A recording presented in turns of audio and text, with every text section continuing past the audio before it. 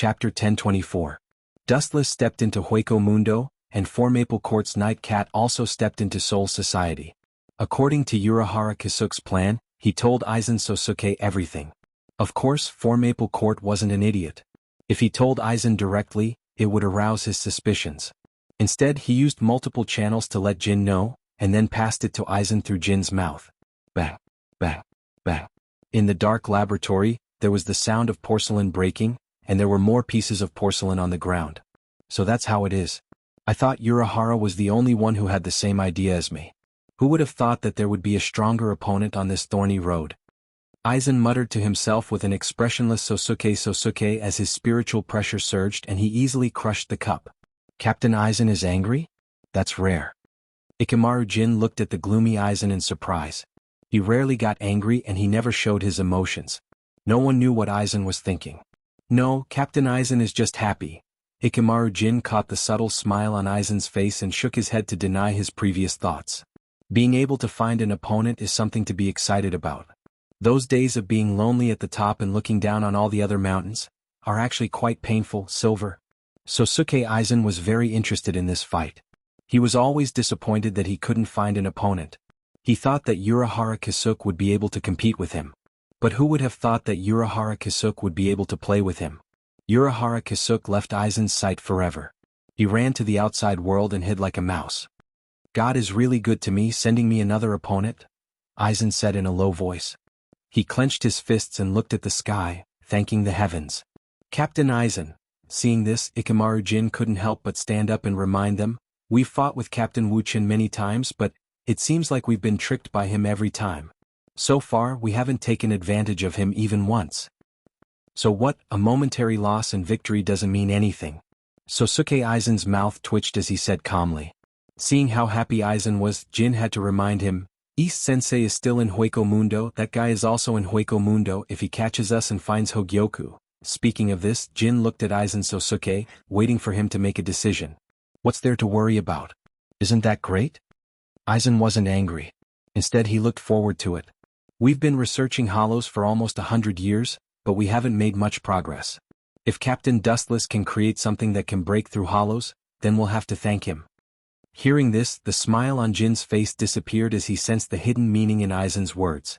He said in surprise, Captain Aizen, are you going to ignore that guy? I don't think that's a good idea. If he takes away the Hengyu, our plan, which has been painstakingly planned for hundreds of years, will go down the drain. Jin, don't worry. Aizen's voice was soft and gentle, but his expression was frosty.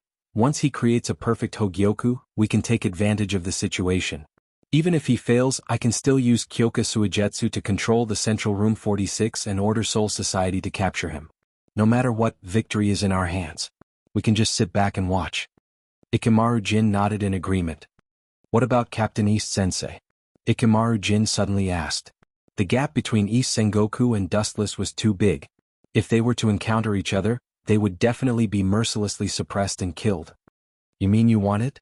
Sosuke Aizen narrowed his eyes, radiating a cold light as he said indifferently, it's up to the heavens to plan. Everyone's fate is the same. If East Sensei survives, it means he's blessed by God. If he's unfortunately killed, he can only blame himself for not being strong enough. His words determined East Sensei's fate. Sosuke Aizen wasn't only cruel to his subordinates, he was also cruel to his own people. Once someone was no longer useful, he would kill them without hesitation. Of course, Aizen's success had a lot to do with his ruthless personality. However, if we ignore Dongxian, the Hogyoku will definitely be taken away by Captain Wuxia in the end. If he fuses with the Hogyoku, the situation will be very bad for us. Dustless's strength was unfathomable. If he got the Hogyoku, he would be like a tiger with wings. There was no need to fight him, they could just prepare a suitable coffin. Don't worry, Jin. Aizen's voice was full of magic and his eyes were full of wisdom. Ikamaru Jin's restless heart calmed down for a moment. If we can't do it, we can use Kyoka Suigetsu to command the entire Shinigami. Aizen touched his glasses and continued, even if we can't do it, we still have those guys. Jin's eyes lit up. Captain Aizen, are you talking about Team Zero? Aizen smiled and said calmly, yes, it's them. If Squad Zero can be controlled well, they will be our best fighter. They can help me teach that arrogant brat a lesson. He has ruined my plans time and time again. Sometimes, enemies could be used. The key was the method. Chapter 1025. Aizen's eyes shone brightly, his entire body brimming with vitality. His confident appearance made others involuntarily submit to him, and the entire world instantly became his stage. From beginning to end, Jin was the only one in the audience. Keep an eye on Dustless. Once he takes East Sensei's Hogyoku, our plan will begin. Aizen walked out of the dark laboratory with Ikamaru following behind him. When there were a lot of people, Aizen and Jin went into acting mode. Jin had a cunning smile, while Aizen had an expression that said he would rather die than be involved in the same situation as Sosuke.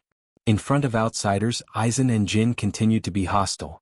3 days later in Hueco Mundo in an unknown cave. Did East Sensei find where he hid the Hogyoku? Dustless asked impatiently after Hellable appeared. Hellable nodded. Master, don't worry. I got the news that East Sensei hid the Hogyoku in a room in Lost Yi Temple. After Bailigan died, East Sensei, who was kicked out of Soul Society by Dustless, became the uncrowned king. He even built the majestic Lost Yi Temple. Of course he was still Aizen's subordinate. Hearing this, Wuxia was not happy. Instead he was puzzled and said, Hogyoku is a top secret material. How could the East deity let you get the information so easily? Hellable had only pledged allegiance to Dustless for 3 days, which meant that she could find out the location of the Hogyoku in 3 days at most. Such a short period of time was unscientific. Master, you mean? Hellable frowned. She thought it was strange. Occasionally, it would take a few hours to find someone in the huge Las Noches palace. Hellable didn't even need 3 days because she had spent 2 days just waiting for Dustless.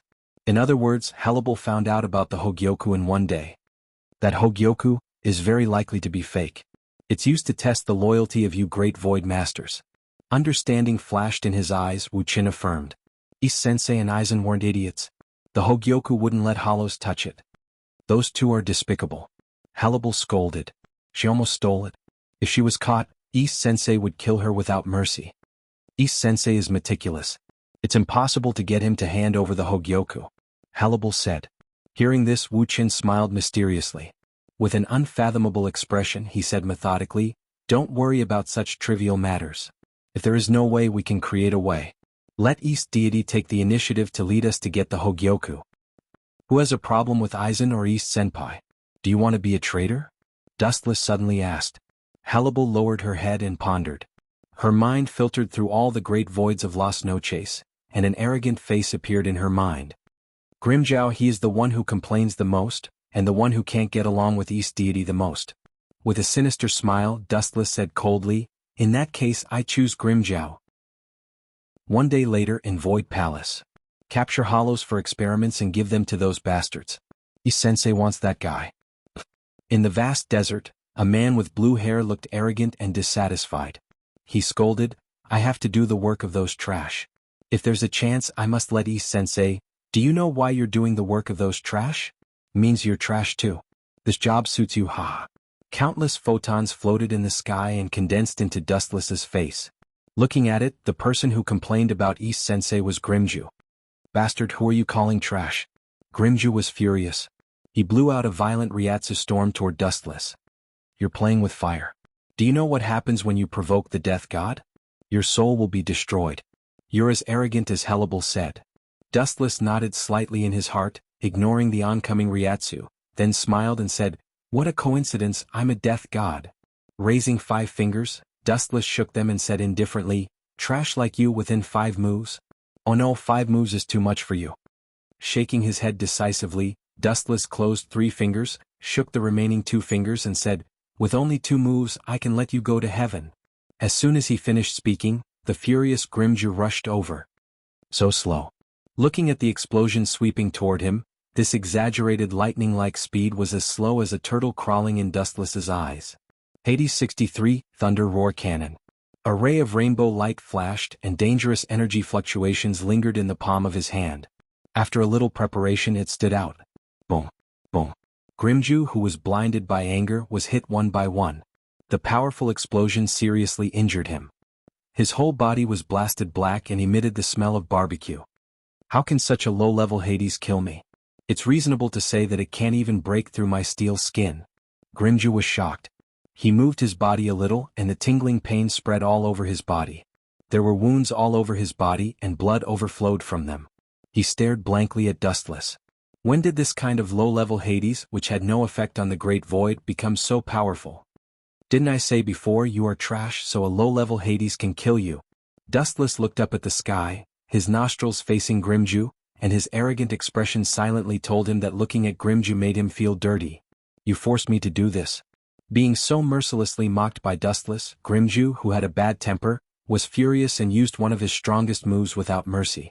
A blue flash appeared in the palm of his hand, and its size continued to grow. Void Flash? Ignoring the existence of the energy ball, he looked down at Grimju as if he was looking at a bug. Chapter 1026. Flashes of light cut through the sky above the sky, and it was very gorgeous.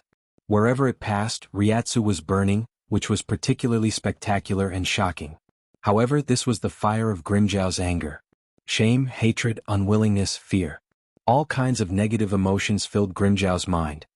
He was so angry that blood oozed out of his gums, and his teeth were about to break from clenching them. Boom, boom. The unhappy Grimjow struggled to hit the ground with Void Flash to vent his inner depression. Thousands of negative emotions gathered in his body and mind, and Grimjow's whole body was about to explode, and his Ryatsu went berserk. Whoosh, whoosh, whoosh. A shocking divine rainbow swept over from afar, and Grimjow, who noticed it, immediately returned to normal, with a little confusion on his face. He was familiar with this unusually powerful Ryatsu. Her libel? After confirming that it was her libel, Grimjow sneered, and his sneer was full of disdain. Although her libel was a vasto Todd, she belonged to the female Hueco Mundo and was not welcomed in the entire Hueco Mundo, even if she was a vasto Todd. By the way, I can work with her libel to deal with that guy. Thinking of Dustless, Grimjow's calm expression immediately became ferocious. He was beaten by Dustless and lost an arm, so he hated Dustless to the bone, and even had the impulse to perish together with Dustless. Wiping the sweat from his face, Grimjow remained calm. He valued his face more than his life, so he didn't want her libel to see him in such a sorry state. Her libel, a reaper is attacking. The unstoppable golden light approached Grimjow, and without showing signs of stopping, instead, it increased the eruption of Ryatsu, and slender legs kicked towards Grimjow's face. Bang, bang, bang. Caught off guard, Grimjow was directly blasted down, smashing a large deep pit and eating a mouthful of sand. Give me an explanation. Otherwise, even if you are a confidant of Aizen and East Senpai, I will kill you. Grimjow roared hysterically, his sad tone full of endless killing intent. It was very difficult for him to speak and he was choking. Widening his eyes, Grimjow was shocked to find that one of Hurlabel's feet was stepping on his face and blocking his mouth. What a great humiliation. Even if you are Aizen's confidant, I will kill you. Grimjow, whose expression changed greatly, said coldly. The remaining Ryatsu in his body surged and he planned to go all out. His only remaining arm had already condensed Void Flash. You're really weak. Other than putting on airs, you're completely useless. Narrowing her eyes and looking at Grimjow's twisted face with disdain, Hellable had a look of pity on her face. At the same time, a bright golden light swept out from the soles of her feet. Ka. The foot that stepped on Grimjow's face instantly became hundreds of times heavier, crushing the ground and breaking Grimjow's nose. Impossible. Vastolord, how did your spiritual pressure become so much stronger? It's much stronger than Ulquiora's. Feeling the spiritual pressure that was about to crush the world, Grimjow roared in disbelief. And where is the void mask on your face? In fact, due to excessive shock, both of their eyes were wide open. Short-sighted rats deserve to be abandoned. Hellable sneered again and again, her unique Zanpakuto was raised and her eyes were cold. Obviously she was going to kill Grimjow with one strike. If you kill me, Aizen and East Sensei will not let you go. Grimjow, who forced himself to calm down, threatened. Hellable's eyes flashed with a sneer. Reorganizing her thoughts, Hellable remembered Dustless's previous instructions and said, The one who ordered me to kill you is actually East Sensei-sama. Looking at the bruised Grimjow, Hellable said coldly, A jutsus is always a jutsus. You are not qualified to follow Aizen-sama. People like you can only use it once and then throw it into the garbage dump. Is the strengthening of your spiritual pressure also related to Aizen? Grimjow suppressed the anger in his heart and asked in a low voice. Yes. Hellable said respectfully, All of this is thanks to Aizen-sama and East Sensei-sama. All of Vasto Lord underwent the second, Hogyoku, transformation, and their abilities in all aspects have skyrocketed. They have also taken off the void mask, and their spiritual pressure has also skyrocketed. There was no doubt that these were all nonsense taught by Dustless to Hannibal. The reason why the mask could be taken off was actually because of the truth-seeking ball. The skyrocketing of spiritual pressure was even simpler. Using half of the Hogyoku taken from Urahara Kisuke to strengthen Hannibal's soul. Grimjiao's face was pale and he felt betrayed. Their group of Ajuchas had only experienced the Hogyoku transformation once. As expected of a leopard, a fierce predator is really easy to deceive. Hannibal secretly thought, and suddenly felt that Grimjiao was extremely naive. He was obviously just an insignificant insect, but sometimes he disobeyed the orders of Aizen and East Sensei. If it weren't for the fact that this ant still had some value, he might have been obliterated by Aizen. Anyway, you Ajuchas are just abandoned pawns. It's normal to use the Hogyoku transformation once. You should feel honored. It's a waste to use the incredible power of the Hogyoku on you. It's a stain on the power of the gods. Hannibal said coldly, degrading Ajuchas as worthless. You can become stronger again because of the so-called Hogyoku. Grimjiao's expression was extremely ugly, and the corner of his eyes was replaced by cunning. He thought greedily in his heart, if I can get that Hogyoku, I will definitely be able to advance to Vasto Lord or even surpass that level. Even Aizen and Shinigami won't be in my eyes. Although this faint change flashed by, Hannibal still clearly caught it, and immediately sighed at the success of Dustless's plan. Chapter 1027. The purpose of Dustless beating Grimjiao before was to make him aware of his vulnerability, and then Hannibal came out to strike Grimjiao's confidence, which was actually arranged in advance. All in all, it was to let Grimjiao steal the Hogyoku, and Dustless finally reaped the benefits. Looking at Grimjiao's broken arm, Hannibal sighed at Dustless's unparalleled calculation, and deliberately said, Ulquiorra has been baptized by the Hogyoku and gained the ability of super regeneration. Thump. Grimjiao's dead heart suddenly beat rapidly, and he felt a burst of excitement. If he gets the Hogyoku, his destroyed arm may be saved this time. No, I absolutely can't die in this place. Las Noches Palace is close at hand. I want to get the Hogyoku, dominate Hueco Mundo, and wipe out Soul Society. His eyes bloomed with strong vitality, and any creature in a critical situation will erupt with incredible power. Boom. Boom.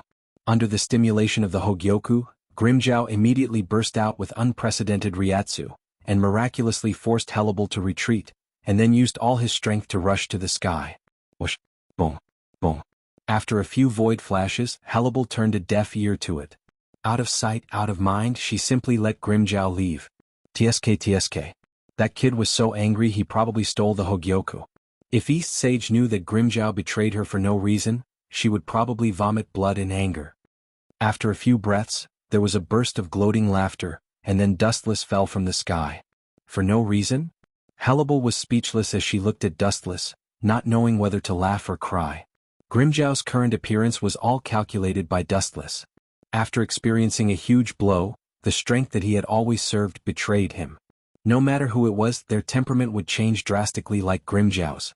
Looking as far as the eye could see, Grimjiao, who was 100 miles away, was right in front of him.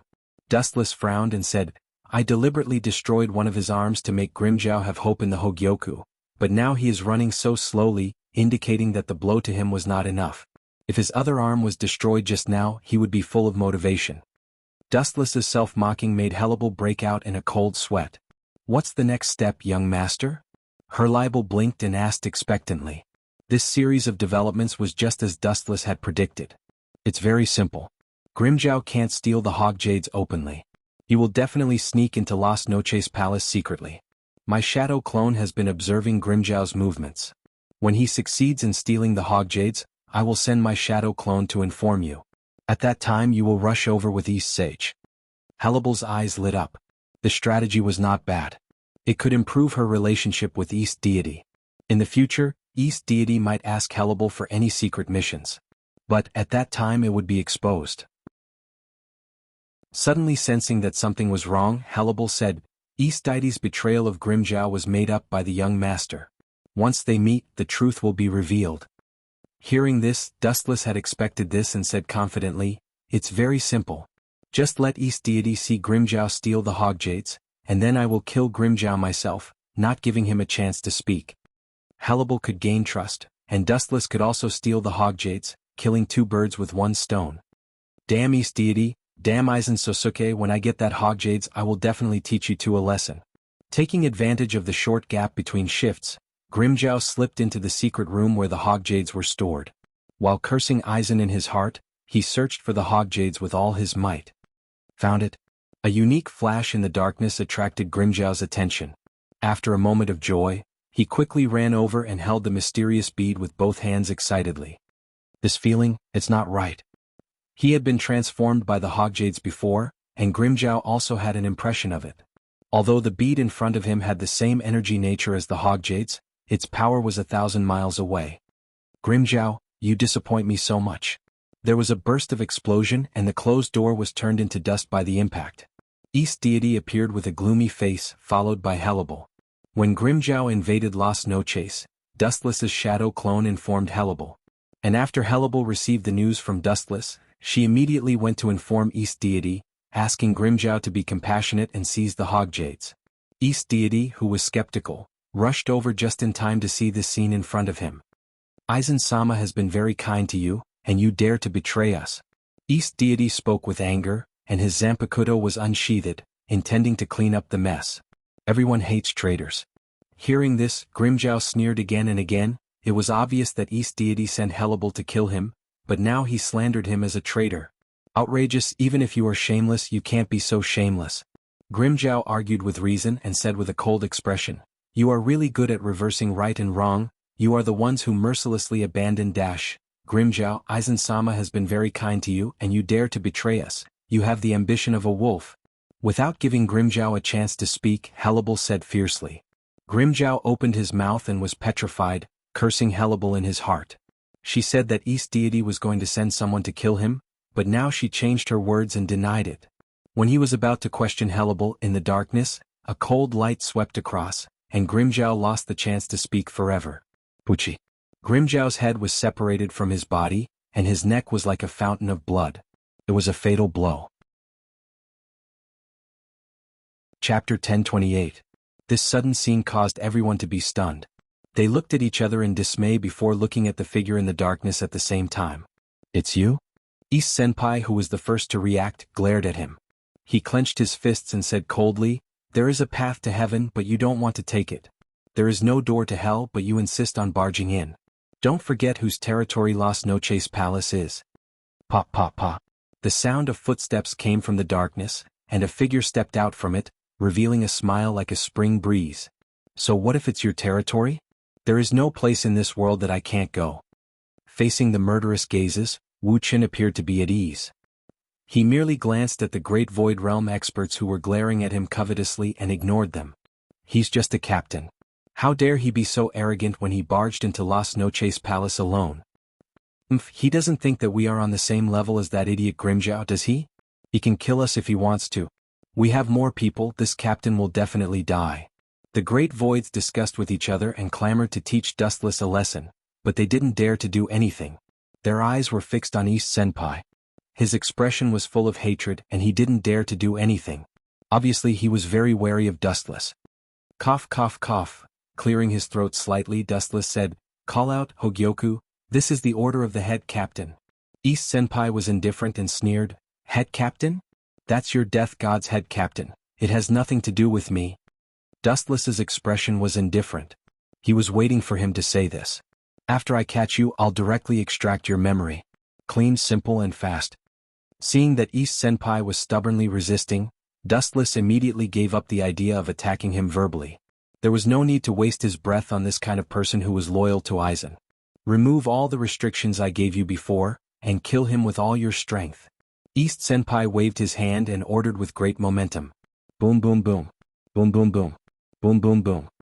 Hearing this group of great Void Realm cultivators who were scrambling to flatter Jianghu, seemed to have been injected with chicken blood. Their spiritual pressure leaked out in an unstoppable manner, converging into a vast sea of spiritual pressure and pressing down on Jianghu. Ka ka ka. Dustless's body instantly cracked, visible to the naked eye. His entire body was in a mess, and the cracks devoured his entire body without any pattern. Can't even withstand a single blow. Upon seeing this, the great Void Realm experts were incomparably disappointed. Their eyes became dim and lifeless. They originally thought that they would be able to display their strength in front of a powerful enemy, but who would have thought that it would be so weak, shattering with a single touch? A bunch of idiots, all of you attacked together. Back then, he was the one who chased me out of Soul Society. Seeing the great Void Masters relax, East Deity raised her voice to warn them. He shook his head and whispered, "No wonder Lord Aizen wants to use these voids as pawns. Vasto Lord is no exception." East Sensei agreed with Aizen. Hollows were arrogant and looked down on everyone. It wasn't their fault, it was their nature. They couldn't change this bad habit, they were born with it. So dazzling. In the dark space where they couldn't even see their own fingers, an unusual flash of light suddenly appeared. It was so dazzling that all the great Void Masters instinctively closed their eyes. The unique perception of the void spread out. They could only sense that Dustless's body was unharmed. What kind of joke is this? Wasn't he torn apart? Maybe it's some other strange ability. Isn't this kid wearing the captain's Haori? He should belong to one of the captains. He must have learned Bankai. Maybe it's his Bankai ability. How can the god of death have an ability like super regeneration? He's not a great void. The great Void Masters were discussing in surprise.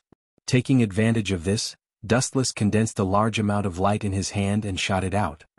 Yasukani no Magatama. Bang bang bang. There were many of them and they were powerful. They were extremely fast. Many great Void Masters didn't even have time to react before they were swallowed by the golden rainstorm. One by one they knelt on the ground in agony. Their faces were filled with fear and extreme pain. Hundreds of holes appeared on their bodies. It was no different from being cut into pieces. Useless trash, what's the use of having you? Seeing this, East Deity Yao revealed his killing intent. He threw out a pink disc of flame in his hand. The target was the great Void Masters who were howling in pain. Path of destruction, waste flame. Boom boom boom. The pink flame exploded. In an instant the dark room was lit up, and a big hole appeared on the roof. The cold East Deity Yao wanted to kill all the great Void Masters in one fell swoop. You don't show any mercy to yourself, Captain East Deity. Oh no. Dustless, who realized his mistake, immediately corrected himself. He said apologetically, "It's more appropriate to call you the King of Hueco Mundo." However, East Deity Yao didn't appreciate it. He didn't have time to play with Dustless. Towards the person in front of him who he wanted to kill even in his dreams, East Deity Yao only had one feeling, and that was hatred. It was hatred that went deep into his body, deep into his organs and deep into his soul. If you're willing to kowtow and admit your mistake and agree to be my subordinate, I will reluctantly let you go. East Deity Yao, who was about to attack, remembered Aizen's words. Aizen also wanted to persuade Dustless to give up the darkness and join the light. It would be best if he could surrender. East Deity Yao didn't like Aizen's idea. He thought it was ridiculous. He might even be humiliated by Dustless. God was very kind to East Deity Yao. His idea came true immediately. Your hollow mundo looks like a cricket. It's ugly and disgusting, but if you're willing to be my mount, I will be merciful and let you go. Chapter 1029. You look like you can turn into a cricket. Although it's ugly and disgusting, if you are willing to be my mount, I will be merciful and let you go. Hearing this, East Senyao directly vomited blood, and his eyes were filled with stars. He regretted it so much. He knew that he should not talk nonsense with Dustless, this kind of person whose head was made of stone. Talking to this kind of unenlightened person was only asking for humiliation. The things that you have taken away. I will definitely take them back with double today. Rolling his eyes, East Deity Yao said while gritting his teeth and emitting a monstrous killing intent. What I took. That's a lot. Hearing this, Dustless lazily stretched, but he still couldn't help but ask curiously, power, wealth, Hogyoku, fame? I took too many things. What are you talking about? East Senyao snorted, that's none of my business. Today I will take your life. Boom boom boom. The moment his voice fell, a vast and unparalleled Ryatsu began to rampage. In an instant he moved to another planet. It was extremely difficult to walk in this world and it became 10 times heavier. Frowning slightly, Dustless knew that this was an illusion brought by East Senyao's Ryatsu. It was just a deterrent. Ka. The floor under Dustless's feet exploded, and his whole body began to sink. You should have a hard time moving like this. East Senyao laughed proudly and his tone was carefree. Ever since they met Dustless, the tragedy of Aizen's group began. No matter if it was a coincidence or fate, their plans were all vaguely destroyed by Dustless.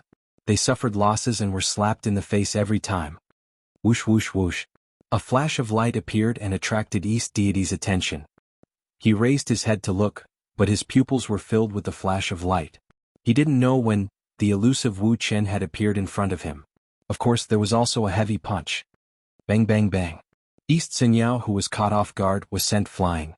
A big hole appeared in the dark Luoxi palace, and it became much brighter. He didn't react to my Ryatsu? What kind of monster is this guy? Dong Xianyao's face was covered in blood, and his nose had been flattened by Dustless. Staring at the cold and thin back, he said in a surprised tone, after being strengthened by the Hogyoku, even if it's just a completed Hogyoku, my Ryatsu is completely different from before. Even Vasto Lord felt uncomfortable facing me, and I can easily suppress him. Idiot, Dustless sneered again and again. His tone was full of disdain as he said bluntly, your spiritual pressure is indeed stronger than mine, but spiritual pressure alone cannot determine the outcome of a battle. Although the ten-tailed Dustless chakra had unlimited spiritual pressure, it was indeed limited. You're still far from it. Looking at the imposing and magnificent Endless Night Palace, Dustless felt particularly unhappy, and an indescribable sense of disgust rose in his heart. A mere lackey actually built such a majestic palace, it was really unforgivable. Chakra erupted, and Dustless's body flashed with a dazzling light. The two-faced, four-armed monster covered Dustless's body, and made the same hand seals as Dustless. Tenebrous Tremor Star. Regardless of whether he was jealous or envious, Dustless felt uncomfortable in his heart. It was just a lackey, and the dog shed should be his final destination. At the same time, the outside of Endless Night Palace suddenly became pitch black, and the wandering great voids all looked at the depths of the sky. The perception of voids was different from ordinary people, and the falling super meteorite made all the creatures tremble in fear. Who is it that has done such a heinous thing? They have provoked the wrath of the gods. Why are you still talking? Hurry up and run. That kind of thing, only a great void like Vasto Lord can get rid of it. Countless panicked screams could be heard coming from the usually strictly disciplined virtual night palace. Soon after, countless great void beings fled in all directions. Their fearful appearance made the East Deity very angry. Useless trash, you're actually scared away by this kind of thing, be careful of your lives. Dong Xianyao shouted loudly, and his voice carried the fluctuation of spiritual pressure, and it resounded in the sky within a radius of 10 miles, rupturing the eardrums of all the escaping great voids, and their bodies were split into two as if they were hacked to death. Good for nothing, fence-sitter. Dong Xianyao gritted his teeth and roared, his tone was filled with endless murderous intent and hatred. If you have the time to worry about others, why don't you worry about your own situation? A cold wind swept over with a powerful force, but Dong Xianyao was indifferent. No matter how he was attacked, he could not be killed, and his super regeneration ability could ignore all attacks. Even if it was destroyed, it could be repaired. Lightspeed kick. The destructive fluctuation came from behind, and Dong Xianyao stood still. There was no need for him to run, as he could withstand this kind of attack with his physical body. Boom boom boom. An ear-piercing roar came from the sky, and the violent vibration made people deaf. Dong Xianyao, who was standing still in the flame, still did not have any reaction. It has completely surpassed the dimension of death and void. Seeing this, Dustless gently nodded, and had a new understanding of the Hogyoku, a heaven-defying material.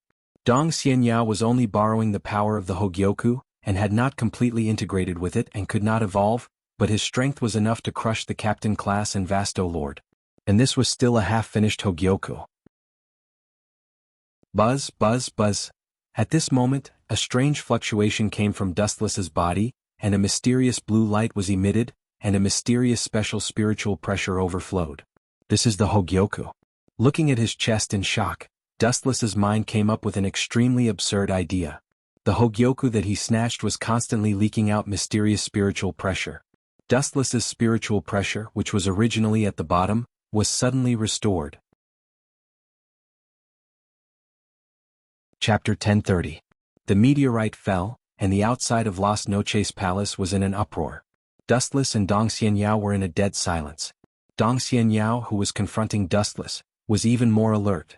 His clothes were stained with sweat and he was very nervous. Dustless was the strongest enemy he had ever encountered. Could it be an illusion? That strange fluctuation of Ryatsu just now was unusual. Dong Xianyao thought in his heart. Dustless gave him the feeling of a bottomless reservoir with little Ryatsu left. But who would have thought that in an instant, his Ryatsu was filled to the brim? It's really a good thing, TSK. But it's a pity that it's only a half-finished product. If it's complete, once the host feels fear or death, it will evolve to a higher realm. Dustless sighed in his heart. He felt the steady flow of Ryatsu in his body. He moved his muscles and bones comfortably, and there was a crackling sound of bones. His eyes were like torches as he stared at Dong Xianyao, and a thought-provoking smile appeared on his face. It should be two Hogyoku that resonated. TSK, it also means that the other Hogyoku is on him. Dustless thought in his mind. He didn't fuse with the Hogyoku at all, but the Hogyoku unexpectedly leaked Ryatsu. Dustless guessed that the two Hogyoku resonated with each other, and then caused Ryatsu to leak out and fill the bottomless Ryatsu in his body. It seems that the Hogyoku developed by Aizen is around. Or it's in Dong Xianyao's hands. Dustless looked at Dong Xianyao with eyes full of desire. At the same time, Dong Xianyao also noticed the change in Dustless's Ryatsu, and his face changed drastically. Hado 88, Flying Dragon Strikes Thief Sky Thunder Cannon. Dong Xianyao, who realized that something was wrong, waved his hand, and a fierce and unparalleled beam of light appeared. The target was Dustless, who was somewhat stunned. Boom boom boom.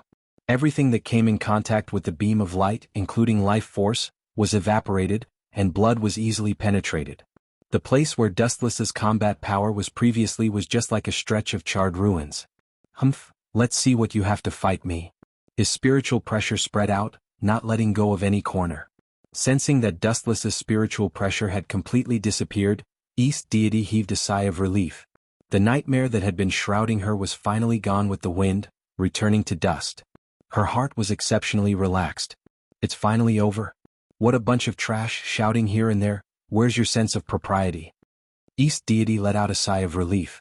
Hearing the noise coming from outside the virtual night palace, he coldly snorted. Just as he was about to turn around, his face instantly froze. A figure had invaded his vision. He didn't die. When did it happen? Pucci.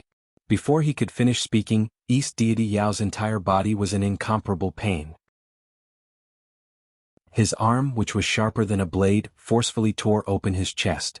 You bastard, you were aiming for that right from the start?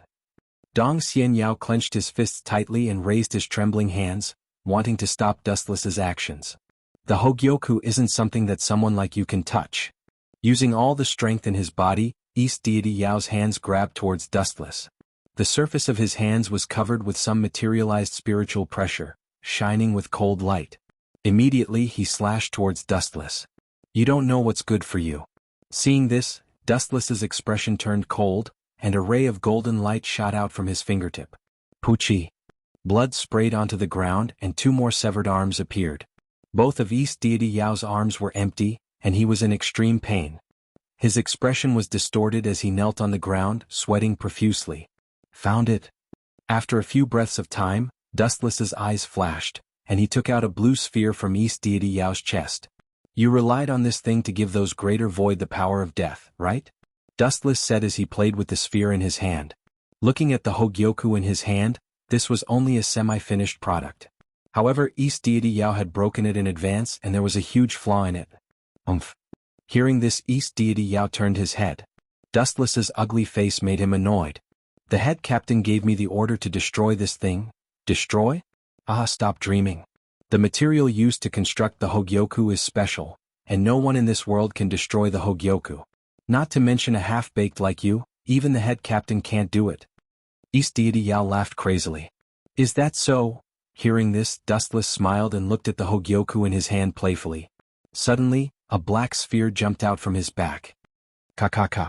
A broken sound attracted East Deity Yao's attention. The smile on his face disappeared and he looked towards the source. The Hogyoku was slowly eroded by the black sphere and cracks appeared. It's fake, it must be fake. Seeing this, East Deity Yao roared crazily. I tried everything in the past but I couldn't destroy the Hogyoku. That's why I said you are an ordinary person. Dustless said calmly. The fragments of the Hogyoku were rapidly peeling off, and in just 5 or 6 seconds, it turned into nothing, destroyed by Dustless's ruthless use of the truth-seeking ball. In this way your dream is over. Looking down at the dazed East deity Yao, Dustless knocked him out with a karate chop, but he didn't kill him. This kid was finished, the Hogyoku was taken away, and both his arms were crippled. It didn't matter whether he was alive or dead. Capturing you back to Soul Society is another great merit. You can also get rid of my suspicion, killing 2 birds with 1 stone. There was a reason why he didn't kill East deity Yao. Dustless still needed East deity Yao's mouth to let the whole Soul Society know that the Hogyoku was destroyed. In order to get the 2 of you, I have never been so tired in my life. Looking at the 2 Hogyoku in his hand, Dustless was very excited. The scene of the Hogyoku being destroyed was just a self-directed illusion. Chapter 1031. Looking at the 2 bright gems in his hand, Dustless frowned, and his pupils immediately twisted sharply. Kemui. Space twisted, and the 2 Hogyoku in his hand suddenly disappeared. It's time to leave, Wu Qin sighed as he glanced at Dong Xian, who was bleeding profusely. He immediately walked to his side and stopped his bleeding arms. He was still counting on Dong Xian to give false testimony. It was not worth the loss if he died. Whoosh whoosh whoosh. At this moment, the sky suddenly turned dark green. Dustless was slightly stunned and looked up. A huge void flash came head-on. One after another, it's endless. With his eyes fixed, Dustless pulled out the first-generation ghost blade, covered the tip of the blade with a touch of golden ryatsu, and then threw out the blade. Kacha. The golden slash cut through the thistles and thorns, displaying an overwhelming power. The incoming dark green flash was directly torn into 2 halves, brushing past Dustless's shoulder. Boom boom boom. 2 large holes were blasted in the ravaged Lost Yi Palace again, and the air blew in. The dull Lost Yi Palace was much cooler, and it added a little vitality. With the faint light, Dustless saw the newcomer. Ulquiorra? Ripples appeared in his calm eyes. Dustless still remembered this vasto lord. Among the 10 blades in the future, he was the only one who could perform the second return to blade. Your boss is almost dead, do you still want to stop me? Pointing to Dong Xianyao, who was unconscious and his heart was about to stop beating, Dustless asked. Although it's said that when the Grim Reaper meets a void, it's usually a fight to the death, but today I'm in a good mood, so if you know what's good for you, get out of my way and I can pretend that nothing happened. Having just seized the Hogyoku, Dustless smiled and was indeed in a good mood. Clang clang clang. While speaking, Ulquiorra's Zanpakuto was unsheathed, and his face was cold from beginning to end. He said, like you said, 2 hostile races can only fight to the death. You're in a good mood, but unfortunately, I'm in a bad mood. This kid is so loyal, Aizen. Dustless smacked his lips. He couldn't help but admire Aizen. Aizen was able to train his subordinates to the point where they were willing to die together with the enemy. Bang bang bang. The air exploded several times in succession, as if space had been torn apart. Ulquiorra disappeared without a trace, his speed making people blush with shame. Got it? Ulquiorra's emerald eyes bloomed with ominous light, and he immediately displayed the brutality of a great void at the level of Vasto Lord. In an instant, a blue flash condensed in his hand and compressed into a sharp spirit spear. Dustless was completely unaware as he stabbed towards his heart. Pucci. A fatal blow pierced through Dustless's body, leaving behind a ghastly hole the size of a human head. Strange. Seeing this, not only was Ulquiorra not happy, he raised his eyebrows, a puzzled look on his face. Why didn't he bleed when his heart was pierced? His mind was filled with confusion and hesitation. This was the first time he had encountered such an incredible thing. It was completely beyond his imagination. Just as Ulquiorra was thinking, a turbulent repulsive force hit him. Shinra Tensei.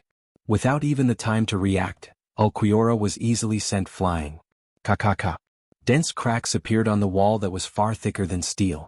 Ulquiorra was deeply trapped in it, and his dazed eyes seemed to have not realized what had happened. In a flash he was easily forced back. Dustless flicked away the dust and said, "It's normal to feel confused. I'm fundamentally different from the death god and void you fought in the past." Elemental transformation was enough for him to run rampant. Staring at the fallen Eastern sage, Dustless's eyes began to distort again. Divine might. A vortex appeared in the void, and Eastern Sage was immediately swallowed by it. As for Ulquiorra, he was ignored like air. Dustless simply left him with his back view and left. Vasto Lord was actually not as exaggerated as he had imagined. For ordinary captains he was very troublesome, but for some veteran captains the so-called Vasto Lord was actually just SOSO. It's not good for you to leave just like that. Where are your eyes looking? Your enemy is in front of you, don't look up at the sky. We were ignored. The great voids that suddenly appeared blocked Dustless's path of retreat. Seeing him looking up at the sky, they roared angrily. He actually shattered the heaven tremor star. The meteorite that fell from the sky turned into countless particles. The initiator should be the army formed by this group of Ajuchas and Vasto Lord. He's very strong. I heard that Balegan was defeated by him, the middle-aged great void said with a cautious tone. My mission is completed. Before my mood turns bad, it's best to leave. Dustless had no interest in this group of great voids. He already obtained 2 Hogyoku. His next mission was to return to Soul Society and fuse with them secretly. You want to leave? That won't do. If you leave so casually, we will be the unlucky ones in the end. Nabila said with an unfriendly expression. The other great voids also nodded with fear. They watched Dustless leave unscathed. How could Aizen Sosuke let them go? Dustless frowned. He did not intend to kill this group of voids, but there were always some arrogant idiots in this world who thought they were strong. For example, this Ajuchas called Nabila in front of him. Since you all like to play the game of Ascension so much, I will fulfill your wish. Dustless's expression turned cold. His killing intent exploded. Chapter 1032. Dustless returned to Soul Society with satisfaction, but Shiro and Shisadora Senjumaru had a hard time. Although the two were strong, they weren't like Dustless. They didn't have a series of heaven-defying ninjutsu, nor did they have elemental transformation to be immune to physical attacks. They could only fight head-on with the thousands of Minos from Empty Temple. Shisadora Senjumaru and Shiro were extremely angry. They swore to return to Soul Society and teach Dustless a lesson. This debt must be paid. After returning to Soul Society, Dustless didn't rush to find the head captain. Instead, he returned to the 7th Division first. After East Senju defected and left Soul Society, Dustless was transferred from the 11th Division to the 7th Division. The original captain was Zaraki. After returning to the 7th Division, Dustless took a quick bath and then had a good sleep. The next day he went to the 1st Division for the captain's meeting. In the large 1st Division, only head captain Yamamoto was sitting. The other captains were standing. Even so, they didn't dare to have any dissatisfaction. Head captain Yamamoto was equivalent to the history of Soul Society. He personally created the Godii 13. No one could compare to him in terms of strength and experience. Captain Dustless, you returned with a smile on your face. The trip to Hueco Mundo must have been a great success. Aizen stood up and asked with a smile. Looking at Dustless, Aizen had a bad premonition. It shouldn't be possible to catch East Senju so quickly. It's only been a few days. No matter how stupid he is, even if those Minos from Empty Temple are a group of pigs, they shouldn't have been defeated in just a few days. Taking a deep look at Dustless, Aizen comforted himself. Captain Aizen, thank you for your kind words. East Senju? I finally caught him. Dustless smiled at Aizen and replied in a clear voice. Is that so? So fast? Then congratulations to Captain Dustless for making a great contribution. Aizen cupped his fists and congratulated on the surface, but his heart was twitching, and his internal organs were bleeding. Even his usually gentle and refined old face had a slight flaw in it. Captain Aizen's face is ugly. Are you feeling unwell? Do you need me to tell you the process of how I defeated the East Deity Palace to cheer you on? Dustless's voice was light and friendly. Aizen's face turned black, but he forced a smile and said, Captain Dustless, you worry too much. I'm in good health. Eastern Deity, what do you want in the end? The head captain waved his hand and asked expectantly. Here. Dustless smiled and the void twisted. What an amazing ability. The captains were dumbfounded. They were all experienced and knowledgeable people, but this was the first time they had seen Dustless's unheard-of ability. It seems to be a space-type ability. Is it the ability of his Zanpakuto? Yamamoto was surprised. This was the first time he had seen such an ability that was similar to space control, but he quickly understood after thinking about his Zanpakuto. No matter how incredible it is, compared to the strongest and oldest Zanpakuto Ryujin Jaka, nothing is worth mentioning. Absolute strength crushes everything. Divine might. Boom. The void twisted, and the dispirited East Deity Palace appeared, but he was mercilessly thrown to the ground by Dustless. At this moment, East Deity Palace was extremely miserable. His hands were broken, his face was as pale as paper, and his body was covered with wounds. It was not difficult to tell what kind of damage he suffered before. East deity? Witnessing East Senpai's hideous appearance, his good friend Saojin pounded his feet and stomped his chest in grief. His entire body was filled with a vicious aura that could cause people to collapse. His eyes instantly turned crimson like a blood pool. So scary, Wuqian turned his head and glanced at Zhuozhen. Wuqian was calm and didn't put him in his eyes at all. "You bastard, how dare you!" Sajin's murderous intent was revealed, and he even pulled out his Zanpakuto. "Stop it." The head captain, old man Yamamoto, scolded before Wuqian could speak. He felt helpless and had a headache. In the Godai 13, Sajin was the only close friend of East Deity Palace. He had been friends with him for many years, but now his hands were broken. Sajin snorted and stood back in the formation with a pale face. He took back his Zanpakuto. If he had the chance, he would not let Dustless go so easily. What about the orb that can give you the power of a greater void? Yamamoto thought of the most important thing, and he was a bit anxious. Are you talking about the Hogyoku? It has been destroyed. Dustless looked at Yamamoto's eyes and said naturally. Destroyed? That's impossible, the probability of that thing being destroyed is 0. Mayuri was the first to question. When East Deity Palace wanted to use the Hogyoku, the head captain ordered him to investigate. Although he didn't know what happened, Mayuri found that the Hogyoku was made of extraordinary materials, and the probability of it being destroyed was 0. How could it be destroyed? Aizen's heart was pounding and he looked at Dustless suspiciously. Hearing this, Dustless already expected this. He glanced at East Deity Palace and said, "If you don't believe me, you can ask him." At that time, many greater voids in Hueco Mundo saw me destroy the Hogyoku. All the captains looked at East Deity Palace, and he nodded with an ugly face. East Deity Palace's heart was broken into thousands of pieces. It took a lot of time and effort to make the Hogyoku, and it was destroyed so easily by Dustless. East Deity Palace wanted to skin Dustless alive. It's best to destroy it, that thing shouldn't exist in the world. Yamamoto was relieved and he was more and more satisfied with Dustless. Although he had only been a Shinigami for less than a year, he was the most satisfied. Hearing the head captain's words and East Deity Palace's confirmation, all the captain's doubts disappeared. That's it, using Genjutsu to make East Deity Palace witness me destroying the Hogyoku was the right thing to do. Dustless felt relieved and he began to think about fusing the Hogyoku. Chapter 1033. Mayuri saw this and although he was still hesitant, he shut his mouth. The head captain just smiled. If he continued to pursue the matter, it would be considered impure. He actually admitted it. Aizen was surprised to see East Sensei in a daze.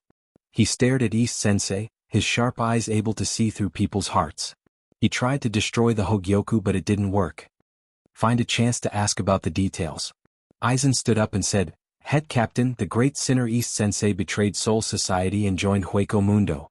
He should be handed over to Central 46 for sentencing." That's right, that kind of traitor should be executed immediately. The great Shinigami fell to void, shameful. East Sensei is the mark of Soul Society's shame. A bunch of idiots, execute? What a joke. That kind of perfect test subject should be put on the operating table I built for Captain East Sensei. Jiejia? A strange existence that can control both Void and Shinigami's power. Just thinking about it makes me excited. It's a pity that Hogyoku was destroyed, otherwise hee. The group of captains discussed how to deal with East Sensei. Only Seizen and Dustless remained silent. Of course there was also Aizen who looked like he was about to collapse. I spent 100 years and the Hogyoku was so easily destroyed. Aizen's heart was bleeding. It took a lot of effort to build the Hogyoku, 100 years and a large number of Shinigami souls. In the end it was destroyed by Dustless. Aizen couldn't take it lying down. His heart was breaking apart with a ka-ka-ka sound. I can't let this go so easily, I must take revenge, I must. Aizen glared fiercely, far more dangerous than a deadly viper. Sosuke Aizen swore to himself that in the future, he would not let him off so easily. A debt of blood must be paid with blood. Yoshimura's Zhuozhen was also covered in cold sweat. Looking at Mayuri's hysterical look of wanting to dissect East Deity, his nose was so angry that it became crooked. I will definitely remember this. Zhuozhen stared at Dustless with a burning look in his eyes. He clenched his fists so tightly that they were bigger than buckets. A destructive aura spread out from his body. Two little insects. You want to fight me? You're courting death. Dustless remained indifferent. Although Aizen and Sasuke's hid their emotions well, Dustless was secretly observing the changes in their expressions. Dustless was able to see even the slightest flaw. Speaking of which, what's wrong with Hueco Mundo's Great Void? While the captains were debating on how to deal with East Deity, the head captain's words shut everyone up. Everyone's gaze once again turned to Dustless. Hearing this, Dustless had a strange look on his face. At that time he had severely tricked Seo Tongsai and Shidoro Thousand Hand Maru. Although he was sure that the two of them wouldn't die, it must have taken a lot of effort. After all, it was Las Yi Palace, where several Vasto Lord and Ajuchas gathered. I don't know. At that time I was surrounded by a group of great voids, and my spiritual pressure was almost exhausted. After I caught East Deity I used the portal that Mayuri made for me to leave. Dustless said, not mentioning anything about Team Zero. Yamamoto nodded and then said seriously, today's meeting ends here. Tomorrow the criminal East Deity will be handed over to Central 46. Phew, Wu Chen's hanging heart was finally relieved. After fooling the people of Soul Society he could create the Hogyoku with peace of mind without any worries. Looking at the gloomy Aizen, Dustless had some sympathy. Ever since he came to Soul Society, he had deliberately ruined Aizen's plans time and time again. Now he even took away the Hogyoku. If Sosuke Aizen knew the cause and effect he would probably die from anger. After the meeting all the division captains left. During this time, Unohana Retsu invited Dustless to the 4th Division for treatment, but Dustless politely declined. His heart was now focused on the Hogyoku. After all, it was an overpowered item that was not inferior to the Jubi. Along the way, Dustless hummed a tune and skipped back to the 7th Division. Yo, Captain Dustless, you're in a good mood. As soon as he stepped into the 7th Division captain's office, two unexpected figures entered Dustless's sight. The smile on Dustless's face froze and he said bitterly, how did the two of you end up like this? How dare you? My spiritual pressure has just recovered. I will go to Hueco Mundo and find those great voids to avenge you. The two women were Shout Oro Senju Maru and Saiso Tongsen. But at the moment they were in a very bad state. Shout Oro Senju Maru's skeletal arms were all destroyed, and Saiso Tongsen had turned from a fatty into a sexy beauty. Such a huge change was due to the exhaustion of her majestic spiritual pressure. In short, both of them were wearing ragged clothes and looked tired. Don't give me that. Saiso Tongsen and Saiso Tongsen did not appreciate it. They looked at each other and Shout Oro Senju Maru went straight to the point. I have investigated the Hogyoku. It is impossible to destroy it so easily. Even if East Deity admitted it himself, I find it hard to believe.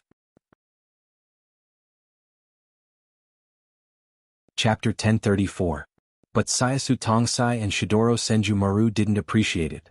They looked at each other and Shidoro Senju Maru went straight to the point. I have investigated the Hogyoku before. It is absolutely impossible to destroy it easily. Although East Senju admitted it personally, I find it hard to believe. Saisu Tongsai also nodded, looking at Dustless suspiciously and immediately said, Senju Maru has investigated the origin of the Hogyoku. Although I can't figure out how East Senju made it, according to the various information left by him, there should be no attack in the world that can destroy the Hogyoku. Hearing this, Dustless sat down indifferently, resting his head on his arms and smiled. To put it bluntly, the two of you are suspecting that I stole the Hogyoku. But East Senju admitted it personally, and many great voids saw it in Hueco Mundo. What is the truth? You will know after asking. After saying that, Dustless closed his eyes calmly. Shidoro Senju Maru frowned. She couldn't deny this point. After Dustless left Hueco Mundo, the two of them caught a great void and asked about East Senju. The answer was that the great void was captured by Dustless, and the Hogyoku was also destroyed. So what? Maybe you used despicable means to force East Senju and the great voids of Hueco Mundo. In fact, you secretly stole the Hogyoku. That kind of thing, any death god will be tempted. Saisu Tongsai snorted coldly and grabbed Dustless without letting go. This woman, frowning slightly, Dustless's eyes flashed with a hint of anger. Saisu Tongsai was obviously pestering him and deliberately making things difficult for him. I shouldn't have offended her. Dustless's brain cells were working hard. It had only been a year since he came to Soul Society, and Squad Zero only had contact with Shidoro Senju Maru. He didn't know anyone else. Not to mention Saisu Tongsai. Right? I see. Maybe it is because of the Mask Legion. Saisu Tongsai and Masako Hirako of the Mask Legion have a good relationship with each other. After pondering for a few seconds, Dustless had an idea. He sneered in his heart. Sayaso Karusei obviously wanted to take revenge for Heiko Masako, Sarutobi Nishikori, and the Masked Legion. If you want to play with me, sure. But I'm afraid you two won't be able to afford it. Today I'll play you two to death. Dustless's sneer turned into a joke. Since the two of them had come looking for trouble without reason, even if it was Squad Zero, Dustless would not be afraid. At most they would break up. Then may I ask, Captain Yizhou, what do you want to do to me? Opening his eyes, Dustless asked jokingly, to catch a thief you need the stolen goods. If you don't have any evidence, you can accuse me of embezzling the Hogyoku. Even if you are a member of Squad Zero, it will be difficult for you. Hearing this, Swan Tongsai smirked proudly. Boy, of course I have evidence. Although I can't make something like a Hogyoku in a short time, I forgot to tell you that about 250 years ago, I was the captain of the 12th Division. Sayasu Tongsai's tone was very proud. As the director of the Technology Development Bureau before Urahara Kisuk, he indeed had the capital to be proud. Dustless raised his eyebrows, lowered his head, and then asked calmly, you don't want to say that you want to make a Hogyoku and then give it to me to destroy, right? With all due respect, that kind of thing is impossible without decades or even hundreds of years. Sorry I did make it. Sayasu Tongsai smiled and took out a blue bead. Of course, this so-called Hogyoku is just a superficial thing. It doesn't have the ability to obtain the Shinigami and the Hollow at the same time. It's just that its hardness is very close to Hogyoku. Now please destroy it for me. Dustless was stunned and looked at Sayasu Tongsai and Shidoro Thousand Hand Maru in surprise. The blue bead was the same as the Hogyoku that Dustless hid in the Shinto space. How long has it been? Dustless couldn't help but feel speechless. The time gap between when the Eastern Sage incident broke out and when they escaped from Soul Society was at most 1 month. However, the two abnormal members of Squad Zero in front of him created a Hogyoku in just half a month. Although it was not a real Hogyoku, Dustless absolutely believed that as long as they were given enough time, they could definitely create a Hogyoku at an unimaginable speed. The speed of the two of you is embarrassing. Dustless complained with cold sweat. He couldn't help but want to abduct the two of them to his camp. Stop talking nonsense, destroy it for me now. If you can do it, it's okay, but if you can't, there will be big trouble. I'm afraid there will be another captain in the infernal hell. Sayasu Tongsai said in a cold tone. Hearing this, Wu Qin sneered and said without showing any weakness, the conditions proposed by the two of you are really ridiculous. No matter what, I'm still a team leader. If you want me to destroy it, I'll destroy it. Where will I put my face if this gets out? Dustless's face was like a dead pig that was not afraid of boiling water, which made Shidoro Thousand Hand Maru and Sayasu Tongsai grit their teeth. If you can destroy this imitation, Hueco Mundo will let bygones be bygones.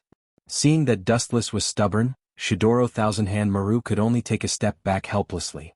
After all, the two of them were indeed unreasonable in this matter.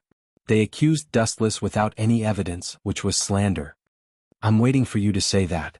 Dustless laughed in his heart, and the corner of his mouth lifted into a cunning arc.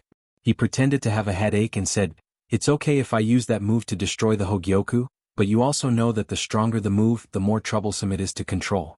If it goes out of control, you two can't blame me. Sayasu Tongsai and Shidoro Thousand Hand Maru frowned and said in unison, no problem. Chapter 1035. Both of them were the backbone members of Team Zero, and it was a 2v1 situation. Naturally, they weren't afraid of Dustless's tricks, and there was no need to be afraid. This was Soul Society, the headquarters of Shinigami. Once Dustless had any malicious action, he could make a move to arrest him and bring him to justice. You two asked for it. If I don't teach you a lesson that you will never forget, you will really think that I am made of mud and can slap me whenever you want. Staring at the plump figures of the two women, Seo Toshio and Shudora Senju Maru, Wuchin secretly laughed with bad intentions. At the same time, a dark sphere flashed. Is this the thing that destroyed the Hogyoku? The moment the truth-seeking ball appeared, it attracted the two women's attention like honey. They looked at the truth-seeking ball in surprise, like curious babies who hadn't grown up yet, unable to take their eyes off it. Yes. Dustless smiled and nodded. The nature of the energy seems to be similar to the Hogyoku. Staring carefully at the black sphere for a moment, Shidoro Thousand Maru's eyes lit up. So smart. Hearing this, Dustless gave Shidoro Thousand Maru an appreciative look.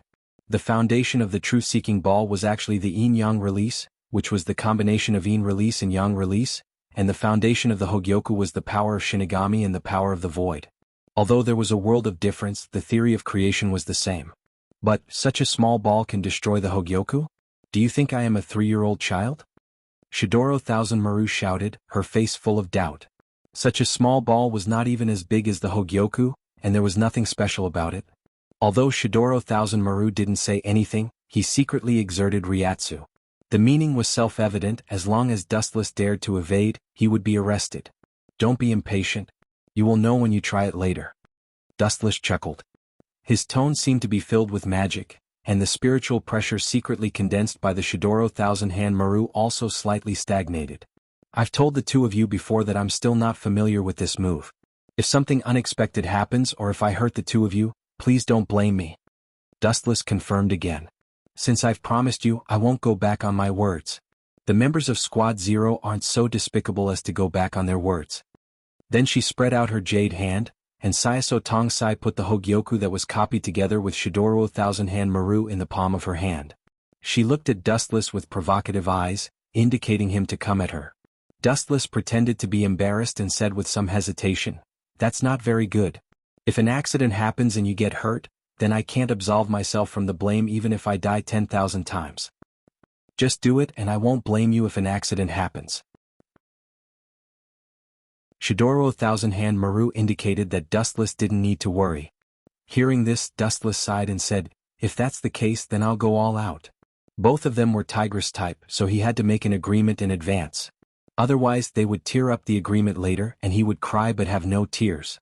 Staring at the Hogyoku in Saiso Tongsai's hand, Dustless waved his hand, and the truth-seeking ball immediately flew out. At the same time, Dustless pretended to be surprised and shouted, "Oh no, it seems that I didn't control my strength well. The two of you should quickly dodge. If something unimaginable happens, it will be very bad." "Dodge. You're dreaming." Shidoro Thousand Hand Maru and Saiso Tongsai looked at each other and chose to stand still, letting the black sphere attack them. Ka. The moment the truth-seeking ball touched the imitation Hogyoku, a crisp sound was heard. Then, countless cracks flashed on the smooth sphere of the Hogyoku, and it began to fall apart layer by layer. "Are you kidding me? The Hogyoku can't be broken." After a while, the heavy breathing turned into exclamation, and Saiso Tongsai shouted in disbelief, "I'm not dreaming, right?" "Ah. You can try slapping yourself." Dustless teased in his heart. Looking at Shidoro Thousand Hand Maru and Saiso Tongsai, who looked a little dazed, a cold light flashed in his eyes, and he ordered in his heart, "Become bigger." Buzz buzz buzz. The thumb-sized truth-seeking ball emitted a strange fluctuation, and then it spun violently uncontrollably. Under the horrified gaze of Shidoro Thousand Hand Maru and Saiso Tongsai, the truth-seeking ball became dozens of times bigger in an instant. Ka. The black sphere expanded rapidly, and everything that came into contact with it was annihilated into ashes, and in the blink of an eye, it swallowed Saiso Tongsai and Shidoro Thousand Hand Maru. Puchi. In a trance, Dustless vaguely heard the sound of clothes being torn. "Both of you leave quickly or you will be killed," Wu Qin shouted anxiously.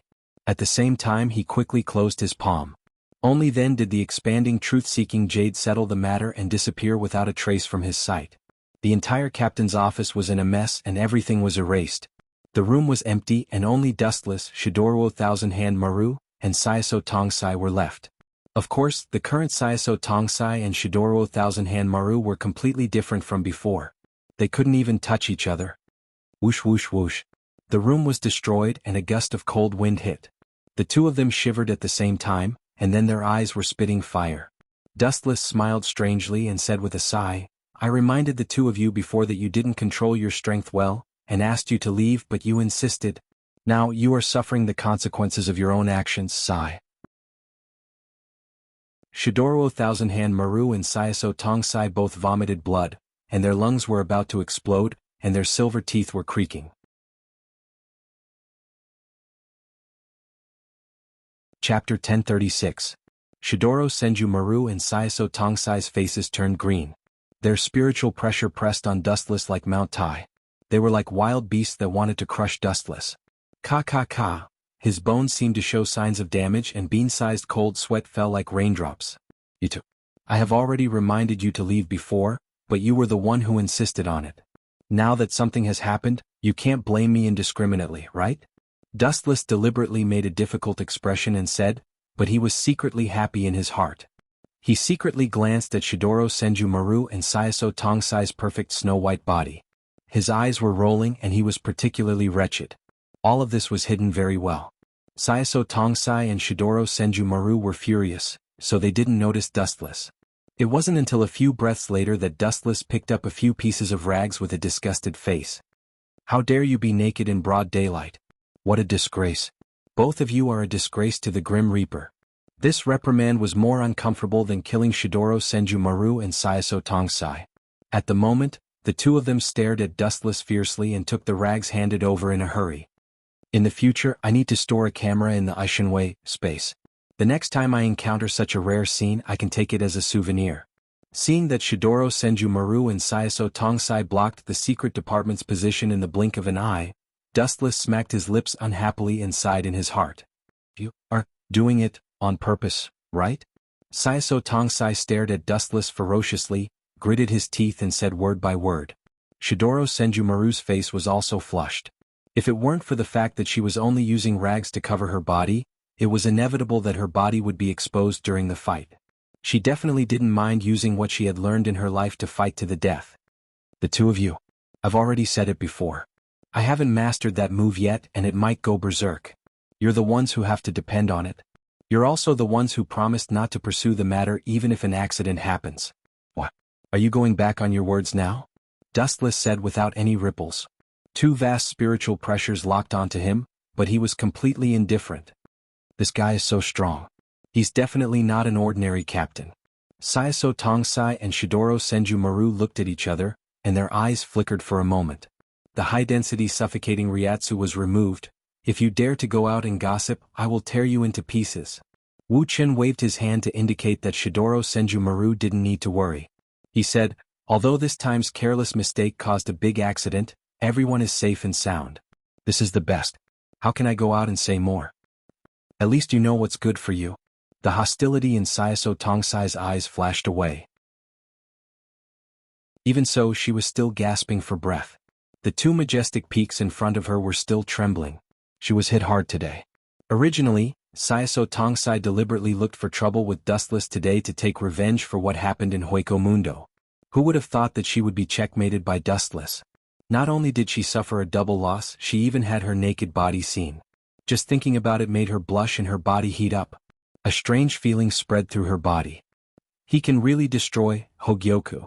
Compared with Sayaso Tongsai who blushed and found it hard to accept, Shidoro Senju saw through it. After a little embarrassment, she returned to her usual calmness and wisdom. In this regard, Dustless was slightly surprised but he was relieved. Four death gods like Shidoro Senju and Unohana Retsu who had lived for thousands of years, the moral and theoretical concepts that couldn't be violated in the eyes of the secular people were worthless in their eyes. The so-called body may be just a simple skin for these death gods who were thousands of years old. After living for thousands of years, the desire to have a naked body had long disappeared. No desire and no desire. Dustless saw more depression and unhappiness in Shidoro Senju eyes. According to Dustless's guess, the reason why Shidoro Senju felt helpless and tangled was that she was disgusted by a kid who was dozens of times smaller than her. In other words, at this moment, Shidoro Senju was full of anger, but there was no place to vent it.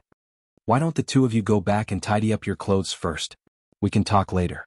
Seeing the naked body, Dustless was extremely uncomfortable for a while. Shidoro Senju and Sayaso Tongsai might be able to see the most primitive ambition of human nature, but he who was young and vigorous couldn't do it. His eyes were full of burning flames. Dustless took a deep breath and tried to calm himself down. At the same time, he impatiently asked them to leave. A man and a woman alone in a room, and the two of you are still dressed like this, it is inevitable that there will be misunderstandings if you are seen. Shidoro Senju and Sayaso Tongsai looked at each other. Instead of showing signs of retreating, they took the initiative to draw closer to Dustless. They looked at him with bright eyes, and there was a touch of passion in their eyes. Is it possible that the two of them like me? I'm so handsome and strong. It is right that they like me. This is not a coincidence but inevitable. With a narcissistic smile on his face, Dustless thought about it. He didn't know where he got a bowl of hot tea from, and he poured it into his mouth in high spirits. Getting close to Dustless's face, Shidoro Senjumaru asked hopefully, "What is the principle of the technique that destroyed the fake Hogyoku just now?"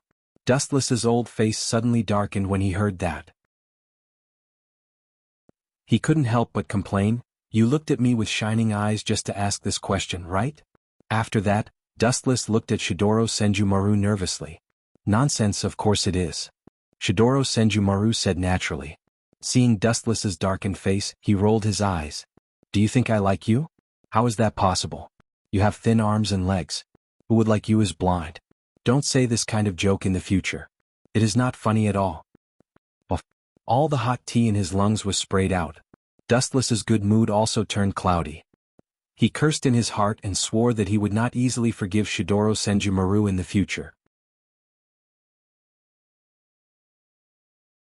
Chapter 1037. Hearing this, Dustless resisted the desire to beat up Shidoro Senjumaru, blushed and quibbled, "Thin arms and legs? Sure enough, I'm thin. You guys are envious of my figure." Because of the Jubi's body, Dustless's skin was exceptionally good, exquisite, and far whiter than a girl's skin. So that's how it is, these two tigers want to learn the truth-seeking ball, dream on. The confusion in his eyes disappeared, and a flash of understanding flashed.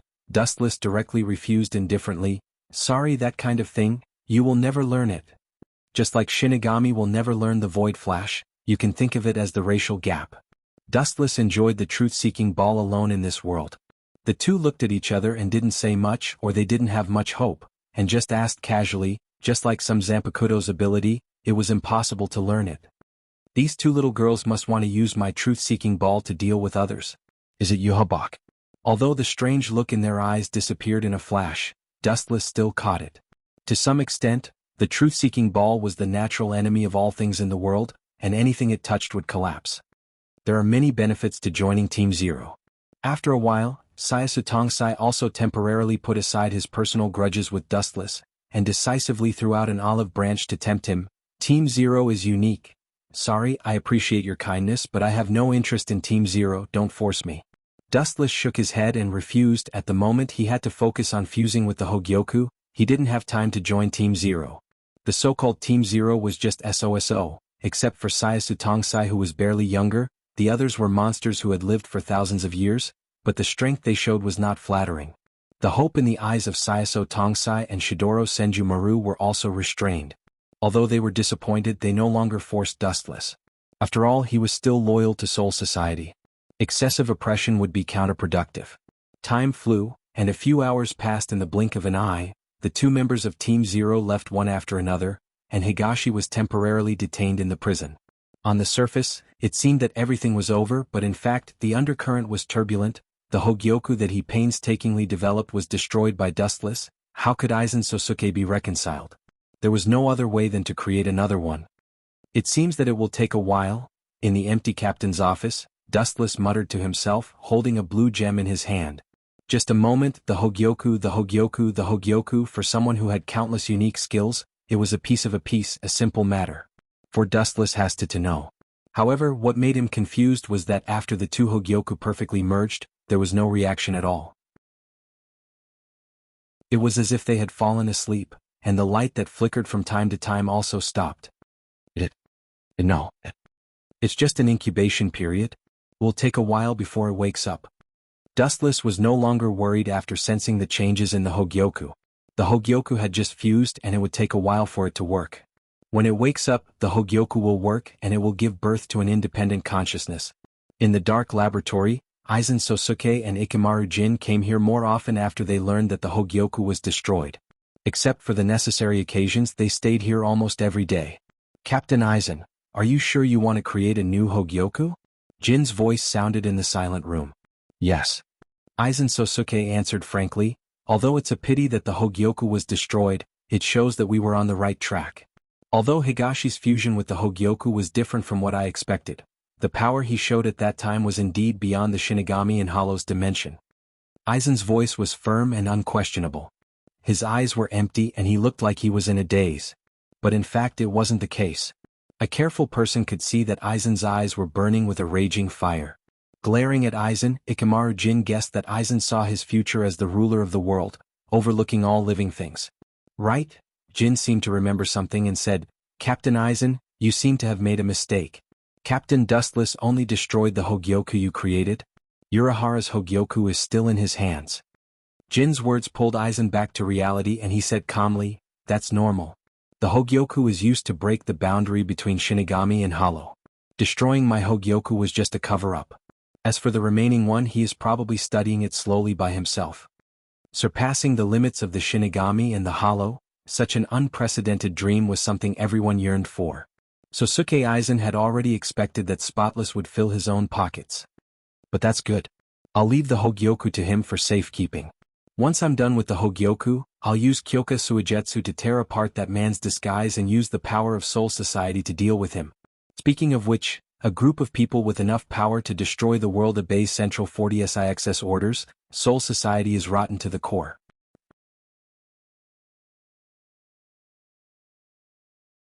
Chapter 1038. Time flew by and 3 months passed in the blink of an eye. A Shinigami's lifespan was extremely long, and 1 or 2 years was nothing to them. At this moment, Dustless was at the Shin Spiritual Arts Academy. East Senmei was indeed a ruthless person. When he defected, he killed his vice-captain as well as many Shinigami in their seats, and even the Shinigami in the 7th Division with good potential. Although Dustless was now a captain, he was no different from a general without an army. Thus, under the authority of the head captain, he came to the Shin Spiritual Arts Academy to pick the Shinigami that he liked. This treatment was not bad. It could be said that the head captain thought highly of Dustless. The Shin Spiritual Arts Academy was a gathering place for geniuses, and it was also a thorn in the head captain's heart. How boring. Why do I need a member? I alone am enough. Wuxia let out a long sigh and walked into the sloppy academy by himself. His frivolous expression was filled with laziness. At this moment, a figure suddenly appeared in front of him. Looking closely, it was Sosuke Aizen. Of course, there was also a captain beside him, Jin Ikamaru. What are these two bastards doing here? Looking at the two in confusion, Dustless was driven by curiosity as he walked over. Ishin-kun, long time no see. A gentle voice came from behind, and Dustless's footsteps suddenly stopped. Turning around, he saw Unohana Retsu and Yuko Toru with a gentle smile on their faces. Yeah, long time no see, Retsu. Dustless scratched his head and smiled. His gaze was somewhat evasive. These days, most of his time was focused on Hogyoku. Unohana Retsu had invited Dustless to a couple of gatherings, but he had rejected her with various excuses. Dustless had even rejected the head captain's meetings several times. Captain Unohana, oh no. Retsu, why did you come to the Shin Spiritual Arts Academy? Seeing Unohana Retsu's expression turn dark, Dustless quickly changed the way he addressed her. I'm curious as to why you've come to the Truth Central Spiritual Arts Academy. Unohana looked at Dustless meaningfully, then explained, today is the graduation day of the True Central Spiritual Art Academy's Death God class. There are a few matches, so I came to prevent the students from getting injured. Those Grim Reapers actually graduated? No wonder the head captain asked me to pick the team members. Dustless's doubts were swept away as two figures appeared in his mind. Why did Captain Aizen and Captain Ikamaru Jin come here? This has nothing to do with them. They can't be here to pick members, right? Shinjun is right. Captain Aizen's purpose is the same as yours. A few days ago, some roaming Great Void Realm experts invaded Drifting Soul Street. Almost all the members of the 5th Division who rushed over to help were killed.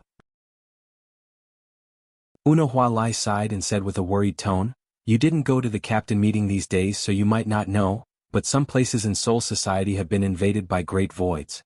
Many members of the 5th and 3rd Division have died, and many souls with the potential to become death gods have been devoured. Yuan Lu Zai scolded Captain Ye many times because of this. There's such a thing?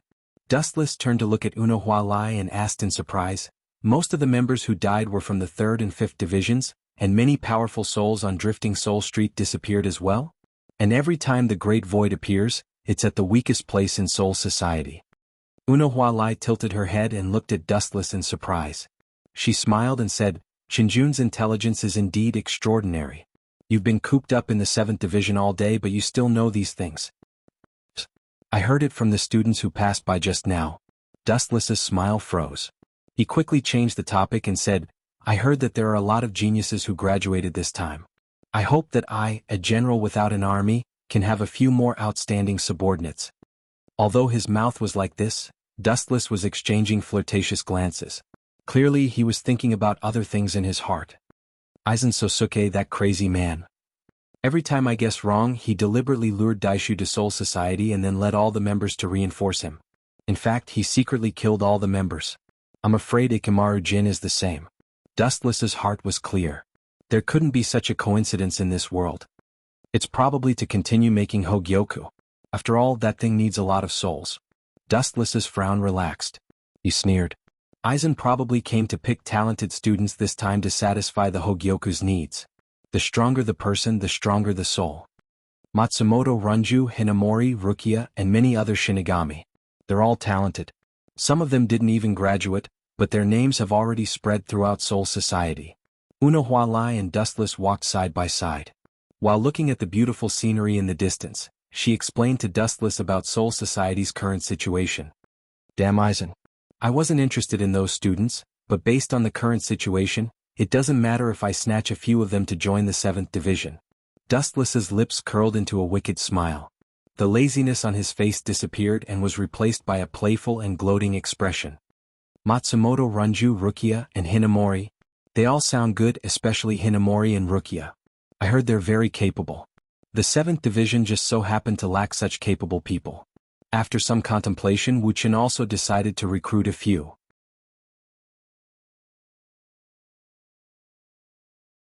Chapter 1039. Dustless could see many students coming and going in the Shin Shin Spiritual Academy. Today was the graduation day, so there was a lot of people coming and going. The gathering of the heroes. Dustless looked around and took in all the students. He was filled with emotions. In the future, people from all walks of life would be cultivating in this academy. Speaking of which, where is Aizen Narasuk? Dustless looked around for traces of Aizen Narasuk. This kid suddenly disappeared from the world, and his Ryatsu disappeared along with Jin Ikamaru. Wanju, have you thought about which team you want to join? The delicate and soft laughter attracted Wu Chen's attention. He turned his head and looked at the source. There were 2 young girls wearing Death Overlord costumes. Their facial features were as white as snow. Their appearances were excellent. Their bell-like smiles were intoxicating. Most importantly, Dustless knew both of them. The golden-haired girl had beautiful and long curly hair. Her collar revealed her majestic snowy peaks. Her crystal eyes were bright and full of vigor. She looked like an orchid in a secluded valley. She was very elegant. Matsumoto Renanju? I should be right. Dustless said with certainty as he stared at her body. Because of his abnormal vision, Dustless could even see the pink on her snowy peaks. Of course, normal people wouldn't be able to see it. After all, Dustless's dojutsu and vision were too powerful. The girl next to Matsumoto Renanju had short black hair and dark purple eyes. She was petite and petite. Without a doubt, this girl was Rukia Kuroki. God is good to me, giving me a pillow when I'm sleepy. Wu Chen said with a smile with bright eyes. He sighed that God gave him face. Then he stepped forward and greeted them with a smile. When he was about to strike up a conversation with them, the 2 girls unexpectedly spoke first. Please move, Captain Dustless. The one who spoke was the hot Matsumoto Renanju. Her face was stern as if she saw a jinx. Dustless was embarrassed and her tone was filled with disgust. What's going on? Why do I always get shot when I'm lying down recently? Seeing this, Dustless was directly petrified. A while ago he had offended Zero Squad because of the Masked Legion, and now he had inexplicably offended this girl. The corner of his mouth twitched and he could not help but ask curiously, this should be the first time we've met, right? That's right. Matsumoto Ranjiku nodded. Her tone was still cold, which made Dustless speechless. Alright, it might be because of that brat Jin Ikamaru. I've been causing him a lot of trouble. Dustless didn't know whether to laugh or cry. The relationships in Soul Society were so complicated. Sometimes, if you offended one person because that person's relationship was too great, you would end up offending a group of people. You must be Rukia the Rotten Wood. Seeing Matsumoto Ranjiku's cold face, Dustless also changed the topic. He looked at Rukia with a smile and said very gently, I have a good relationship with your brother-in-law, Byakuya. If you have time, you can come to my 7th squad to play. Dustless forced a smile. When it came to acting, he knew that he was not as good as Aizen Sosuke. Impossible. You're definitely lying to me. Everyone in the Guiding 13 doesn't care about my sworn brother, and he doesn't care about the other captains either. How could he know you? Rukia blinked her eyes and questioned.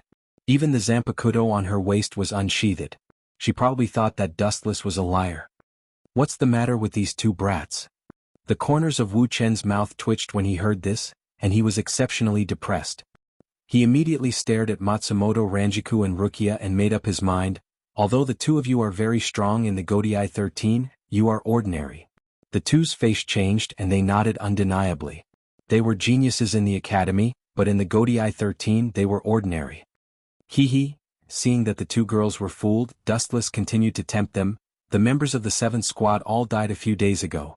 If you are willing to join the 7th squad, I can teach you, your strength will increase by leaps and bounds. Matsumoto Ranjiku and Rukia looked at each other, and their eyes were wide open. You still want to fight with me? Dustless was proud. Strength was the weakness of the two girls. Becoming stronger was the biggest wish of every Shinigami, and Rukia and Matsumoto Ranjiku were no exception.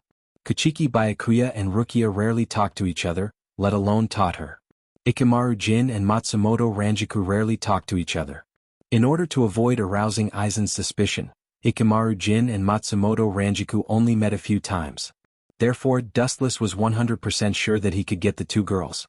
Are you sure you are not lying to us? That you will teach us personally? Matsumoto Ranjiku's stance began to waver. She pursed her red lips and looked at Dustless with a cute expression. That's for sure. I'm a person who never lies. I have already reached the peak of the Shinigamis, cutting fist, demon walk. Dustless said cheerfully. His words seemed to be filled with magic. His every move and the slightest choice of words pulled the two girls' nerves. Just as he was about to use the great deceiving finger technique to break through the last line of defense of the two girls, a loud rumble sounded in the sky.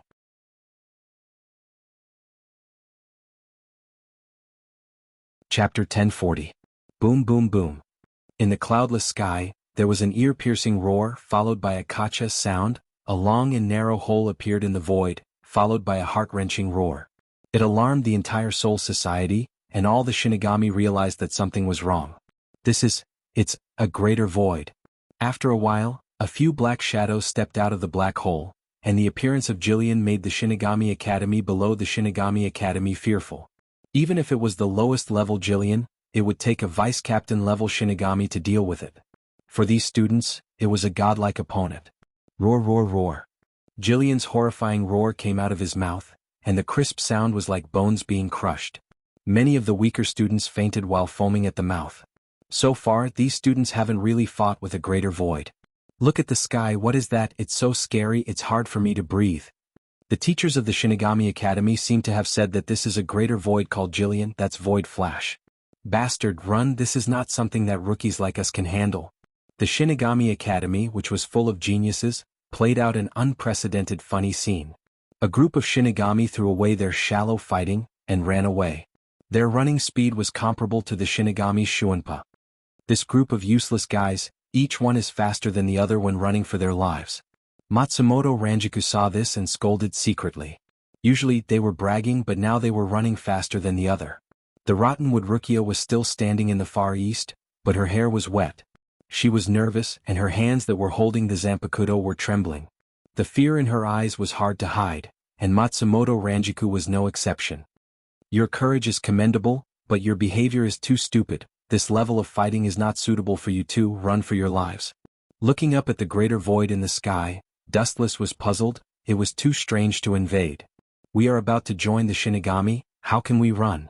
Matsumoto Ranjiku said stubbornly, holding the zanpakuto tightly, and looked at the Jillians in the sky. Boom boom boom. Destructive fluctuations covered the sky, and a deep red halo dyed the entire True Central Spiritual Art Academy red. Several Jillian opened their mouths and released Void Flash at the same time. Although I don't know what's going on, this kind of occasion is pretty good. Dustless's lips curled into a smile as he glanced at the surrounding students from the corner of his eyes. This sudden drama, the hero saving the damsel in distress, was not bad at all. Whoosh whoosh whoosh. Several world-destroying void flashes rumbled down and locked onto their targets, which were the extremely conspicuous Matsumoto Ranjiku and Rukia. Almost everyone from the surrounding academies had fled. Only Dustless and a few others were left. Just Jillian trying to strike a stone with an egg. You overestimate yourself. The spiritual pressure in his body surged. Dustless calmly closed his eyes. Suddenly, he was startled to find that the corners of his clothes were grabbed by someone. Looking up, he saw that it was actually Matsumoto Ranju and Shimurukia. That doesn't seem right. This seems to have been deliberately arranged. Dustless had a strange expression on his face. He had a feeling that this situation was deliberately arranged by someone. It was obviously a scene of a hero saving a damsel in distress. It was just that the protagonist had somehow been replaced by Dustless. It's coming, Matsumoto Ranjiku said in horror. She looked up and saw that the void flash had already landed on her head. Seeing that the void flash was about to destroy the three of them, Rukia and Matsumoto Ranjiku closed their eyes in despair and quietly waited for death to come. It was also at this moment that an incomparably ferocious repulsive force erupted. Shinra Tensei. A perfect 360-degree defensive circle was instantly formed, and the void flash was easily repelled. Attacking my cute teammates, you bunch of Jillian. You're really not giving me any face. Vigorous spiritual pressure surged all over his body. A bright flash of light converged on Dustless's arm and continued to expand. It gradually engulfed Dustless's entire palm. Hato's 91,000 hands bright sky cannon. The huge light beam turned into scattered flashes of light. Each side of the light beam was far sharper than a blade and more blazing than a flame. All of them ruthlessly bombarded the Jillian. Boom boom boom. In the blink of an eye, groups of Jillian were turned into ashes. They were blasted all over the sky. Because too many Jillian were blasted to death, a series of explosions could be heard in the sky. So powerful. The two women choked and looked at the dismembered Jillian in the sky. They didn't even notice that their saliva was overflowing. They looked at Dustless with worship. Hato's 63 Thunder Roar Cannon. A flash of light bloomed and the Jillian along the way suddenly collapsed. The golden light was unstoppable. It spread for 10 miles and annihilated all the Jillian like skewers. Then Captain Aizen wearing Captain's Haori made a high-profile appearance. Bastard, how can this be? Aizen cursed in his heart. He looked at Matsumoto Ranjiku and Rukia with worship in their eyes. He was the one who wrote the script of a hero saving the damsel in distress. His purpose was to save this group of people at the critical moment. Their souls were good, suitable for Hogyoku material, so he needed to join the 5th Division. But who would have thought that Dustless would play such a trick?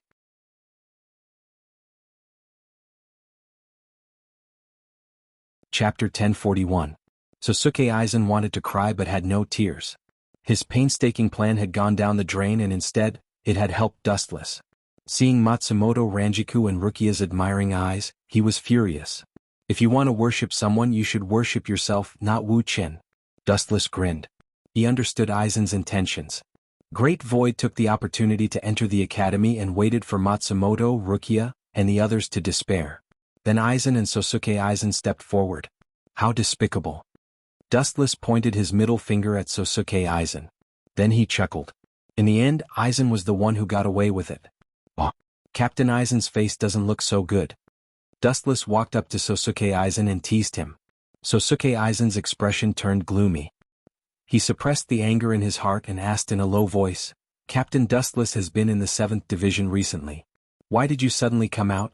In fact, due to the overly horrifying sound, it gave people the illusion of a poisonous snake hissing and hissing. Wu Qin smiled and took it as a child venting his dissatisfaction. He said calmly, the members of the 7th Division were all killed by the traitor. Now, the head captain wants me to choose outstanding students from the True Central Spiritual Arts Academy. These two will be my new members. Pointing at Matsumoto Ranju and Rukia, Wu Qin chuckled and said. Hearing this, Matsumoto Ranjiku and Rukia looked at each other speechlessly. Although they were tempted, they still hadn't agreed to let Wu Qin join the 7th Division. After thinking for a while, Matsumoto Ranjiku was about to reject Dustless, but her mouth was blocked in advance. These two members of my team are talented and hardworking. Anyway, the 7th Division has nothing to do now. If I teach them step by step, they will definitely improve by leaps and bounds. Matsumoto stopped. She planned to join the Godai 13 after graduation anyway. She wanted to join Ikamaru Jin's 3rd Division, but he rejected her. Now it seems that joining Dustless's 7th Division is not a bad idea. Ha! Aizen smiled reluctantly, but he still raised his hand and congratulated. Congratulations, Captain Dustless, for finding 2 good teammates. Congratulations. Although he said that, Aizen's heart was filled with resentment. The materials he painstakingly gathered for Hogyoku were taken away by Dustless. Kakaka, right at this time, the sound of ruins collapsing attracted Dustless's attention. Immediately after, a young girl covered in dirt came into view. Isn't this Hinamori? Dustless was surprised and instinctively looked at Sosuke Aizen. TSK. Since it's delivered to my doorstep, I'll just accept it. Now, the 5th Division was the same as Dustless's 7th Division. They were all killed by Aizen. The stronger the Shinigami, the easier it was for Aizen to trick them into going to the operating table. Hinamori? Her talent isn't bad, she's a good material for Hogyoku. Aizen thought viciously, but he still had a warm smile on his face.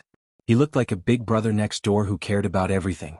Thinking about this, Aizen immediately came up with a perfect trap. Just as he was about to capture Hinamori, an accident occurred. A bright golden light swooped down, and Dustless, who was standing next to Sosuke Aizen, instantly appeared next to Hinamori and said something that made Aizen's heart ache. His cooked duck was swallowed by Dustless again. Young girl, the 7th Division needs an outstanding genius like you. Dustless looked at Hinamori with bright eyes and said, I have heard about your excellent performance in the academy. This time I came all the way here just for you. Hinamori didn't suspect anything. She just looked at Dustless with a little fear. Being looked at by those eyes that seemed to see through everything, she was afraid. Thousands of miles? Sosuke Aizen, Ranjiku Matsumoto, and Rukia were speechless. The academy wasn't far from the Godai 13, but it was within sight. Traveling thousands of miles was definitely nonsense. I will teach you the fighting techniques of the Shinigami.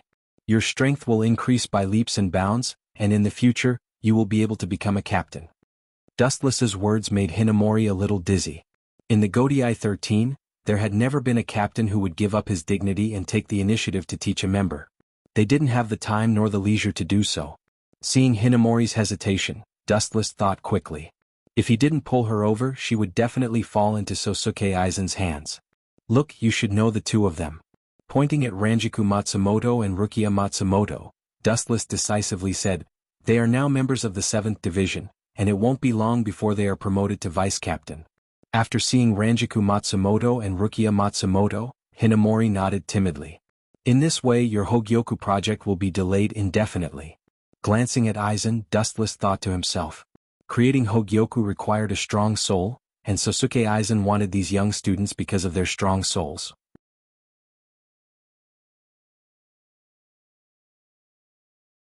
Chapter 1042. Aizen looked at Dustless with hatred, hiding it so well that even Dustless didn't see it. They should be here soon. Looking up at the sky, Aizen's lips curled into a sinister smile. After giving Dustless a deep look, Aizen left. In the end, Aizen was just a pawn, he didn't care if he lost him. He gave up so easily. Dustless turned his head to look at Aizen Aok's back and asked in surprise. So simple. Strange. Dustless began to think about Aizen's purpose. It was impossible for him to give up on making the Hogyoku. After all, Aizen was very ambitious and wanted to become a god. While he was thinking, several figures surrounded Dustless. Captain, where are the other members of the 7th Division? Rukia and Matsumoto Ranju rushed over and asked in unison. Since it was their first time here, they had to interact with the other members so that they could take care of each other. Other members? Hearing this, Dustless shook his head and said bluntly, there are no other members in the 7th Division, all of them died, only you and Rukia. Oh, I almost forgot, she also counts. Dustless pointed at Hinamori and said. Oh. When the three of them heard this, their bodies almost couldn't support themselves and fell to the ground. They looked at Wu Qin in disbelief. Wu Qin had previously boasted a deluge of heavenly flowers. Who would have thought that there were only a few of them in the 7th Division? Each division of the Godai 13 has at least 100 people. Why do we only have 3? Including the captain, we only have 4 people. Matsumoto Wanju complained. It's not a big deal, one cooks, one cleans, one handles official business, and one sleeps, isn't it suitable? Dustless asked. The 7th Division's mission was the prison team, but there weren't any prisoners in Soul Society right now. If there were, Dustless would have already killed them. Hinamori, Matsumoto, and Rukia looked at each other. They were stunned by Dustless's words. He wasn't looking for members, he was looking for a babysitter. Kakaka? Suddenly, there was a cracking sound in the sky, and then the void seemed to be torn apart, revealing a long and narrow black hole. Groups of Jillian walked out from within. No wonder Aizen left early, he probably left to hunt other Shinigami. Without a doubt, the more chaotic Soul Society was, the more Aizen could take advantage of the chaos to collect a large number of souls to make the Hogyoku. Even if a daimyo's soul disappeared, they would suspect that they were killed or eaten by Jillian. Let's go back to the 7th division, this has nothing to do with us. Both of his hands were inserted into the wide sleeves. Wu Chen's spiritual pressure was completely extinguished. He turned and left. The three girls looked at each other and Matsumoto frowned. The daimyo is right in front of us, are we going to be deserters? Although Rukia and Hinamori didn't say anything, they had already unsheathed their Zanpakuto and quietly made their stance clear. This is not our business, it's the mission of the other divisions. Besides, the three of you are just cannon fodder, you won't be able to do anything. Dustless ignored Matsumoto's words and said mercilessly. With your current strength, you can only face ordinary void fragmentation realm bastards. Jillian isn't something you can touch, retreat. Boom boom boom. At the same time, the ground shook violently, rolling up a huge cloud of dust. See, the qualified fighters I mentioned are here. Dustless chuckled and looked at the sky in the north. He saw Zaraki Kenpachi carrying his Zanpakuto and leading a large group of Shinigami. The ferocious formation made the sky dim, and the whole world was immersed in the aura of the 11th division. Look at the other divisions and then look at us. Matsumoto rolled her eyes at Dustless and said, why are you so anxious? This is not our duty, there's no need for us to interfere. Dustless was indifferent. Just as he was about to turn around and leave, he suddenly noticed that the space behind Matsumoto, Rukia, and Hinamori were distorted. Dustless, who realized that something was wrong, scolded coldly. The three of you get out of there now. The three girls were stunned. Hearing Dustless's stern tone, they hurriedly dodged. They were considered talented. When they were in the Zhen Central Spiritual Technique Academy, they already knew how to teleport. Immediately they used all their strength to escape. Crack. The black cavities behind the girls suddenly exploded. A smaller greater void drilled out and pounced towards the girls. Even though they were very fast, this greater void was clearly beyond Jillian's level and was even faster. It almost caught up to them in an instant. The most unfortunate person was Matsumoto. The mysterious daimyo's bone blade was flickering with cold light. It was about to pierce Matsumoto's abdomen. Its method was extremely ruthless. It seemed like it wanted to kill her in a single strike. 6 staff light prison. 6 golden rays came from all directions and restrained the daimyo. Matsumoto was finally spared. This daimyo doesn't seem right. What the hell is that? Dustless's expression froze. He noticed that something was wrong. It was completely different from the normal Ajuchas and Vasto Lord.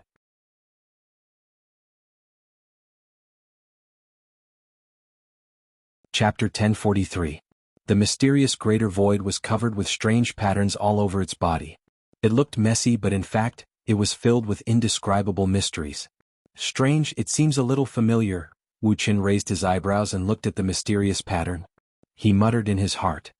Ka ka ka. At this time, an unexpected crisp sound attracted Dustless's attention.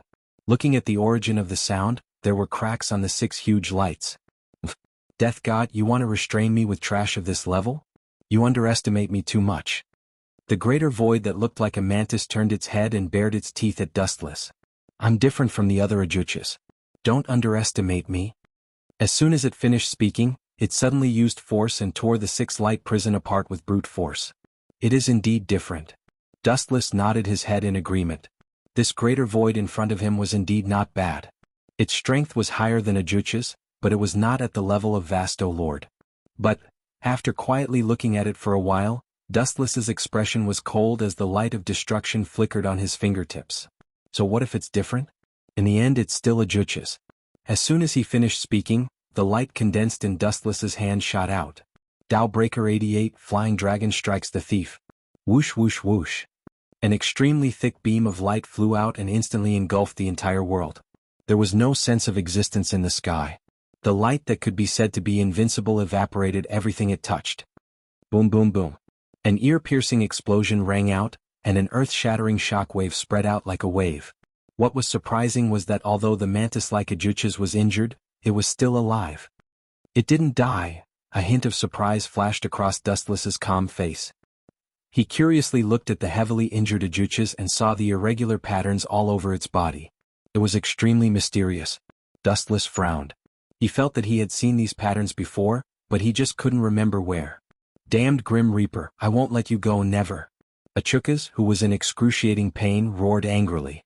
The spiritual pressure in his body surged, and a huge sphere condensed in his mouth, erupting with a shockwave that could destroy the true Central Spiritual Art Academy. Captain, if we get hit by that, the true Central Spiritual Art Academy will definitely disappear.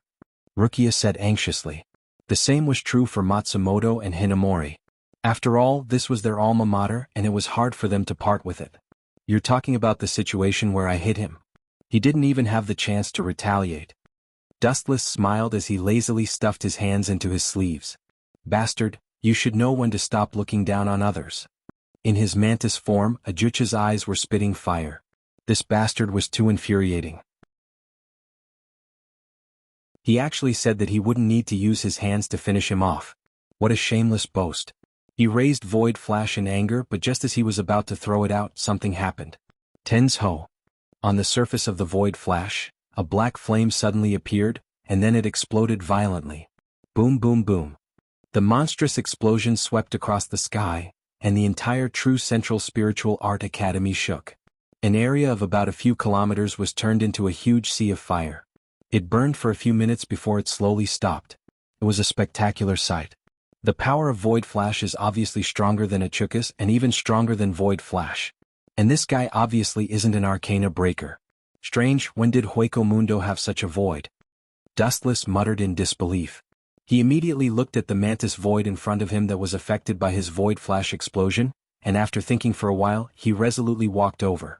Don't come over, maybe he still has some strength left. Dustless turned his head to Matsumoto and the others and said, Bastard, damn it, I won't let this go. Void roared, and his body crazily absorbed the Reiki contained in the atmosphere. This scene shocked Dustless. Impossible, how can a void directly absorb Reiki? He's not a Quincy. Death gods relied on their own training to increase their Reiki, while void evolved by swallowing each other. Only a Quincy could directly absorb Reiki from the atmosphere. Staring at the patterns on the cockroach Ajucha's body, Dustless had a flash of inspiration in his mind. He suddenly came to a realization. This is a blood-calming equipment. Squinting his eyes, Dustless suddenly understood what the strange lines were. After thinking for a while, he realized that the Quincy of the Wandless Empire did indeed have the ability to give Void the unique ability of a Quincy. Squatting in front of Void, Dustless extinguished the Reiki in his body and asked expectantly, Kid, I'm in a good mood today. Tell me the source of the Quincy's power, and I'll spare your life. If possible, Dustless also wanted to obtain the ability of a Quincy. Thinking of Yawacha's omniscient and omnipotent super ability, Dustless felt a burst of fire. Quincy? I don't know about that kind of thing. Achukas turned his head and said coldly. You're just a void, but your mouth is surprisingly stubborn. Dustless smiled carelessly. Soon after, he leaned close to Dustless's ear and quietly asked with a voice as soft as a mosquito, That bastard Yugran Hazwar did it right? Who is that? I don't know. Achukas refuted with all his might. Dustless snickered inwardly. He clearly saw the fear that flashed through this guy's eyes.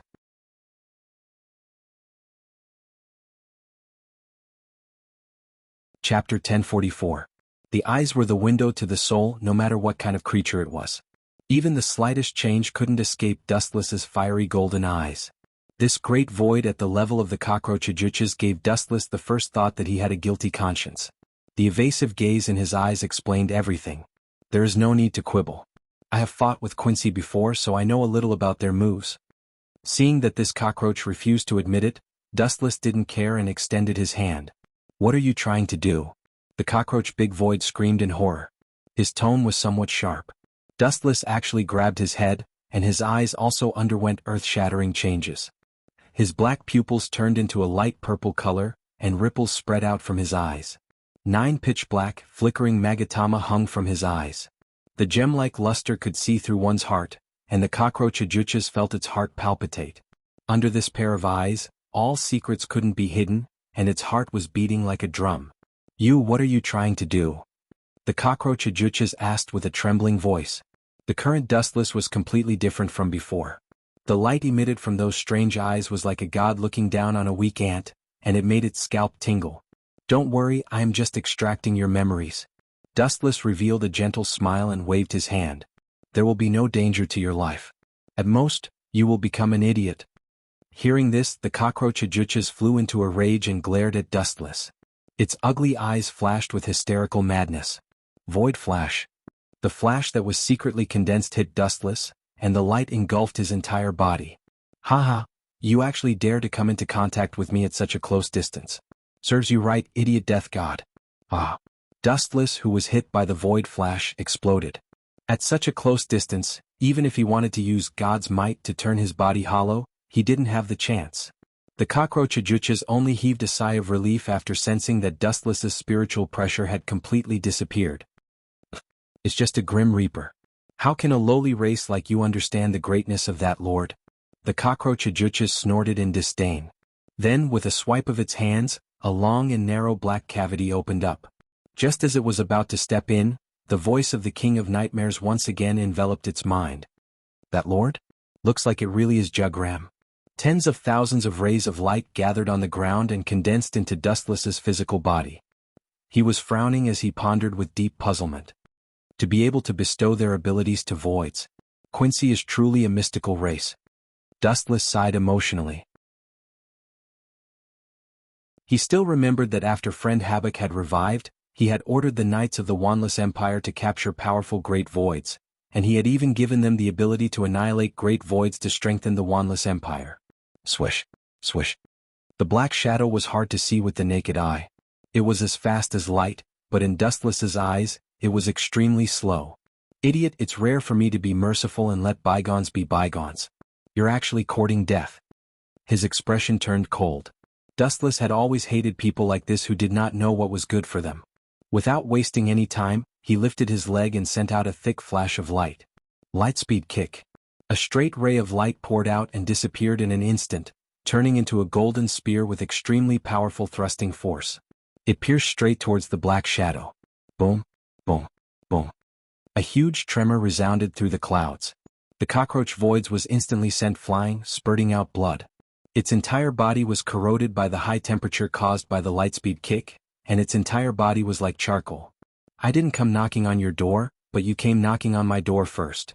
Leisurely turning around, Dustless strolled away with a ferocious look on his face.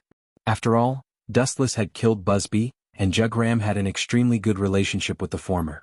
They could be considered childhood friends. It was normal for Jugram to seek revenge or send a Great Voids to probe Dustless's background. Hold it right there. A shocking roar came from behind. Immediately after, Ajuchas, whose entire body was charred, swept up a sandstorm with great momentum. Turning his head and revealing half of his face, Dustless said with pity, "It doesn't matter if I stand here, but it will take your life, idiot." Dowbreaker 90, Black Coffin. The black light that flashed out from all directions converged. The black light pulsed with an indestructible sharpness, and its target was actually the cockroach Ajuchas. Poochie, poochie, poochie. After a few crisp sounds, the sharpness of Dowbreaker 90 directly turned into pieces of flesh. One day later, in the 7th Division. The usually empty 7th Division finally had some vitality. Although it was still a little lonely, it was much better than when Dustless was alone. The bright room was filled with the smell of alcohol, and the sound of snoring could be heard. Dustless didn't know whether to laugh or cry as he looked at the drunk Matsumoto Runju.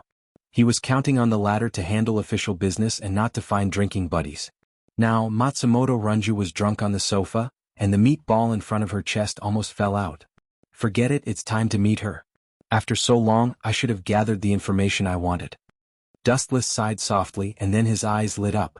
Immediately, he used a shadow clone to temporarily replace him and quietly left the 7th Division.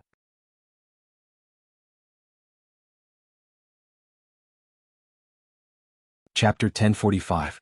At night, the sky was filled with stars. The 80th district of Luhun Street was the most chaotic place in Seoul society. Killing was the main theme here, and the skeletons of all kinds of creatures could be seen everywhere. The surroundings were dead silent, and in the dense forest, there were occasional dark green lights, choosing to devour people. The scene was extremely depressing. No wonder Zaraki was so cruel. To be able to live in such a harsh environment, he must be a monster. Dustless muttered to himself. There were skeletons everywhere around him, and blood dyed the ground red. Some things can't be exposed.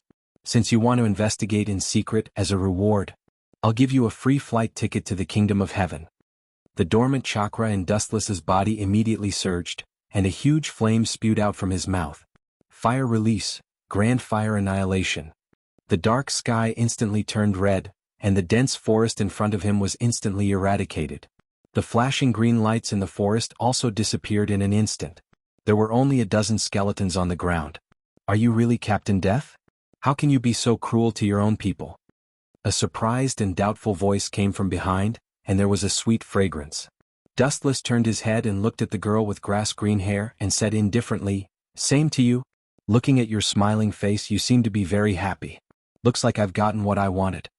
The newcomer had green curly hair that was as light and elegant as the waves of the sea. Her watery eyes blinked, and her body was extremely hot and bold. There was a faint smile at the corner of her mouth that could captivate one's soul. Her thin and tender red lips were like millet flowers that could make one's body burn with passion. Even with Dustless's calmness, his pupils were still dazed and sluggish. The girl was wearing white shorts and her beautiful legs were exposed to the air. They were flawless, like a masterpiece made by the heavens, and people couldn't help but be jealous. Other than that, what made people even more restless was that the green-haired girl was dressed very casually. Her collar was wide open, and her exaggerated breasts were almost exposed in front of Dustless's eyes. This person was the spy Dustless had sent to the Wanless Empire. She could be considered an ally, Catnip. Don't dress like this when you meet me in the future, and don't choose to meet me in the middle of the night. I'm a sleepy person, especially in the middle of the night. Disturbing my sleep is unforgivable. Dustless closed his eyes for a few seconds until his lust was completely extinguished. He then said coldly, "Soul Society is not a good place, especially Luhun Street. Dressing up gorgeously is a big problem." Hearing this, a soul-stirring smile appeared on Candace's perfect face. She purposely widened her collar so that Dustless could see her proud cleavage more clearly.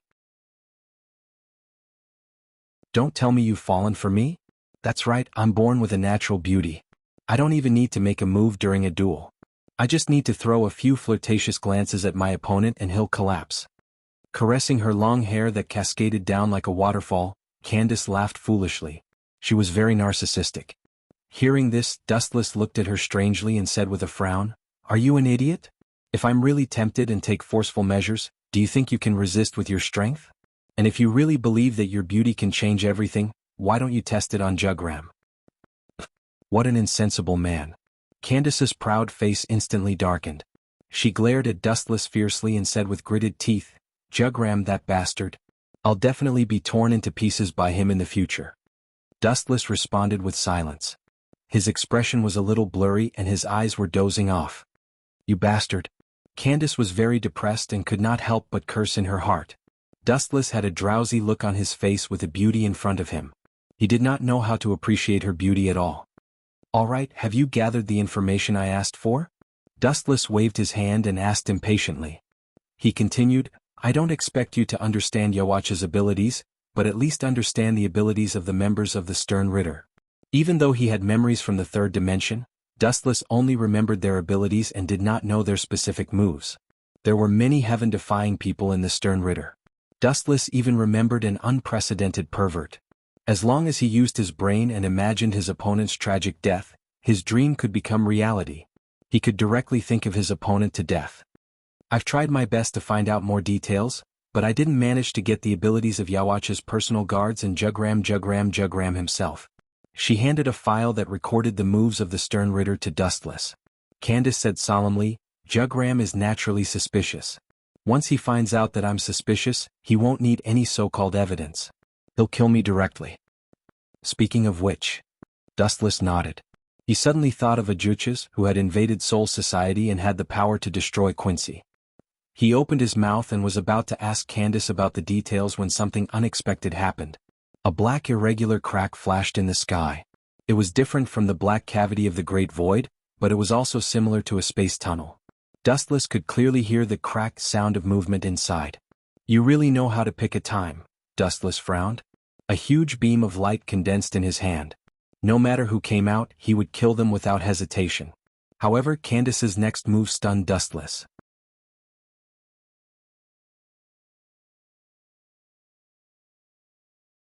Chapter 1046. Candace blocked Dustless decisively with a determined look in her eyes. She's my friend, Bambietta Bathabai. I won't allow you to hurt her. Little Bambietta is one of the only friends I have in my life. Candace's eyes shone with determination. Her tone was indomitable and without regret. You value relationships so much? Dustless was surprised. He remembered that there were a few women in the Wanless Empire, but all of them were extremely violent. This Bambietta that Candace mentioned was also very violent. A few seconds later, a pretty girl wearing the same military uniform as Candace appeared in front of him. She wore a military cap with the symbol of the Wanless Empire on it. Her hair reached her waist, and she wore a short skirt with a heart-shaped insignia pinned to her chest. She wore a belt with a heart-shaped insignia, black stockings and long boots. Perhaps it was the first time she had seen Dustless. Her pure and innocent eyes were somewhat absent-minded and curious. She looked at Dustless with great interest. But when she saw Candace, who was standing next to him, her face instantly became cold, and her whole body emitted a cold aura. Candace, you betrayed His Majesty and fell to the point of associating with the Grim Reaper. Although Bambietta looked like a young girl, she was actually an old monster who was over 100 years old. She was much older than Dustless. As a member of the Sterncross Knights, she was also a wily old fox who had lived for many years. Thus, she immediately saw through the relationship between Dustless and Candace. Is that so? Then what are you going to do with us? Dustless did not deny it. Instead he asked directly, kill us? Or give us to Jugram to claim credit for? But we're on the same side now. You can't do it with your strength. Compared to the apprehensive Candace, Dustless was undoubtedly much bolder. He was straightforward and did not hide anything. His words were full of provocation and mockery. Boy, you're courting death. Bambietta immediately reacted with the strongest strength. She raised her hand and condensed a crystal divine bow. In an instant, arrows compressed with extremely high spiritual pressure shot out. Whoosh whoosh whoosh. The powerful arrow pierced through Dustless, but it didn't have any effect. He stood there unscathed, looking at Bambietta with a mocking gaze, silently mocking her. What's going on? Seeing this, Bambietta's delicate little face was dumbfounded. She had clearly shot Dustless, but he was completely unharmed. He was in high spirits and was completely fine. Brat, don't be so smug. With a ferocious look on her face, Bambietta, who refused to believe it, waved her hand and compressed even more spiritual droplet arrows. She aimed them at Dustless in unison. Whoosh whoosh whoosh. Just like before, a few holes appeared in Dustless's body, but they were repaired in the blink of an eye. Smiling, he looked at the red-faced Bambietta and suddenly felt that she was very interesting. He hooked his finger at Bambietta again and said with disdain, What, is that all? You can't even land a hit on me and you want to defeat me? Even a 3-year-old wouldn't dream of something as ridiculous as you. Bambietta was furious when she heard this. Her slender fingers trembled as she pointed at Dustless. She bit her red thin lips and looked rather depressed. Candace, let's capture him together and then offer him to Jugram. He will definitely forgive your sins. Bambietta, who had no choice, threw an olive branch to Candace, hoping that they could join forces to deal with Dustless. Little Bambietta, don't be deceived by that hypocrite Jugram. He has been using us from the beginning. Speaking of Jugram, Candace showed an expression of hatred and wanted to tear him into pieces. Seeing this, Bambietta frowned and looked at the grinning Dustless.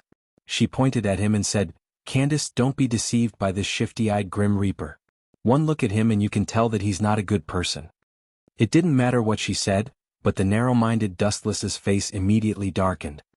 I'm indeed not a good person, but compared to Jugram and Yawach, I suddenly feel like I'm as great as a saint. Dustless snorted at the mention of Yawach and Jugram. How dare you insult His Majesty? Bambietta shouted angrily, her eyes spitting fire. Dustless raised his eyebrows and moved closer to Candace, who was having a headache, and said in a low voice, Your friend has some problems with her head. She only has Yawach in her heart and treats him like a god. In my opinion, Dustless's expression turned cold and murderous as he said, Why don't we just kill her? Candace shook her head like a rattledrum and took a deep look at Bambietta. The hesitation in her eyes turned into determination. She decided to pull her best friend out of hell. Is little Bambietta pretty? Candace suddenly changed the topic and asked an irrelevant question. Hearing this, both Bambietta and Dustless were stunned. They looked at Candace in confusion. This neurotic woman was making Dustless's brain go blank. What does this have to do with me? So what if she's pretty? She's still an enemy, Dustless said coldly. Candace's face flashed with relief, and then she said mysteriously, I have a way to pull little Bambietta to our side. Dustless was stunned and said expectantly, let's hear it. Candace nodded and said seriously, go to archery and rape her. Defile her from head to toe and destroy her body, mind and will. It's best if you can make her pregnant with your child. This way little Bambietta will betray us. Dustless's body trembled when he heard that, and he staggered and almost fell on his back.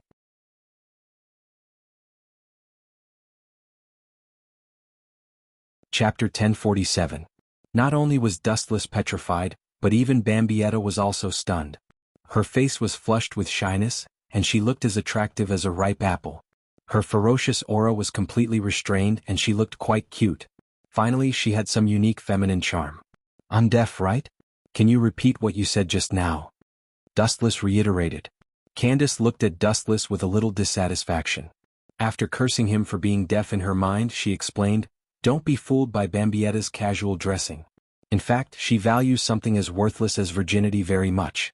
Don't be fooled by her bold appearance. Candace stared at Dustless with resentment. Dustless opened his mouth intending to refute, but he was shocked to find that he was speechless.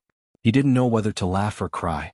Candace's dressing was several times more exaggerated than Bambietta's, and she was shamelessly gossiping about others. Dustless suddenly felt that his shamelessness was not proportional to Candace's.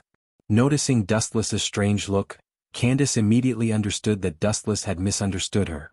She hurriedly said, I said virginity is worthless, but it doesn't mean that I don't care. In fact, I'm the same as Bambietta, I'm still a... Candace, who spoke bluntly, closed her mouth and decisively withdrew the word virgin. Why did she say this to Dustless?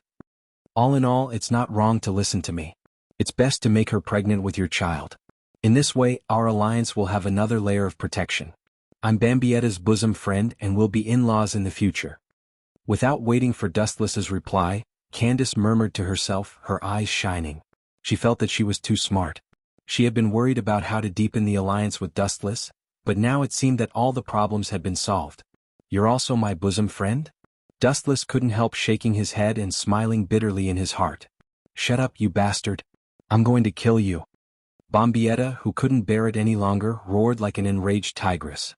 Her 3,000 willow strands stood erect, and surging killing intent rushed towards Candace and Dustless. Although Candace's method isn't ideal, what she said is true. It wouldn't be bad if we could pull her in. It'd be a good idea to use her as a weapon against another, and we'd be able to catch Wanless Empire off guard from the inside. Ignoring the suffocating murderous aura covering his body, Dustless nodded inwardly. Soon after, a mischievous smile appeared on his face as he pretended to be incomparably vulgar and said, Candace is right. You'd better repent and be saved. Otherwise I'll... The corner of his mouth twitched. Dustless realized that he couldn't say the word traitor. Otherwise I will capture you and torture you until you beg for death. I will make you sink into the sea of desire and never be able to rise again. With a wretched and dark smile on his face, Wuxia stared at Bambietta's plump body without any scruples. You too. Hearing this, Bambietta's murderous aura became even more intense. Due to her excessive indignation, the originally invisible murderous aura turned into a cold mist that enveloped Dustless and Candace. This was intolerable.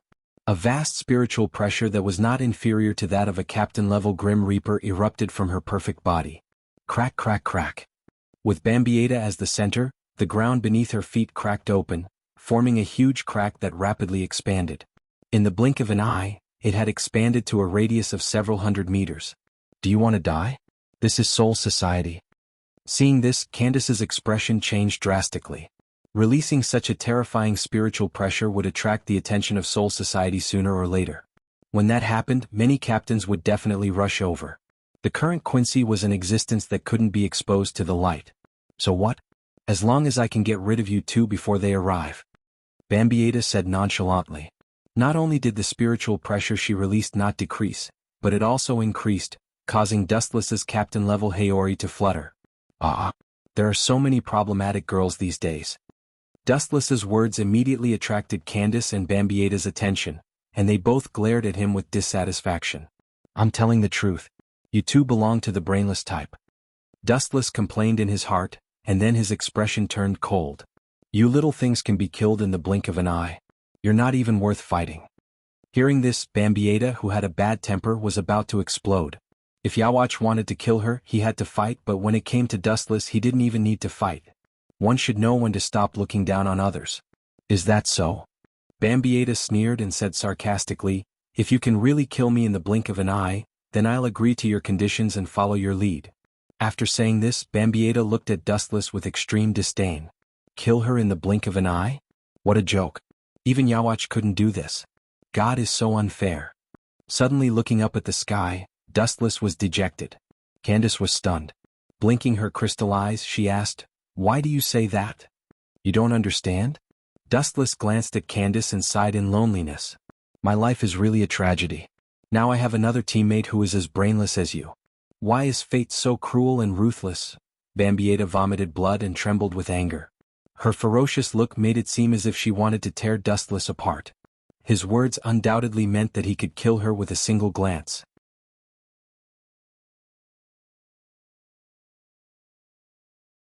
Chapter 1048. Compared to Bambietta, who snorted disdainfully, Candace remained silent. Although she had only met Dustless twice, including this time, she firmly believed in Dustless's words.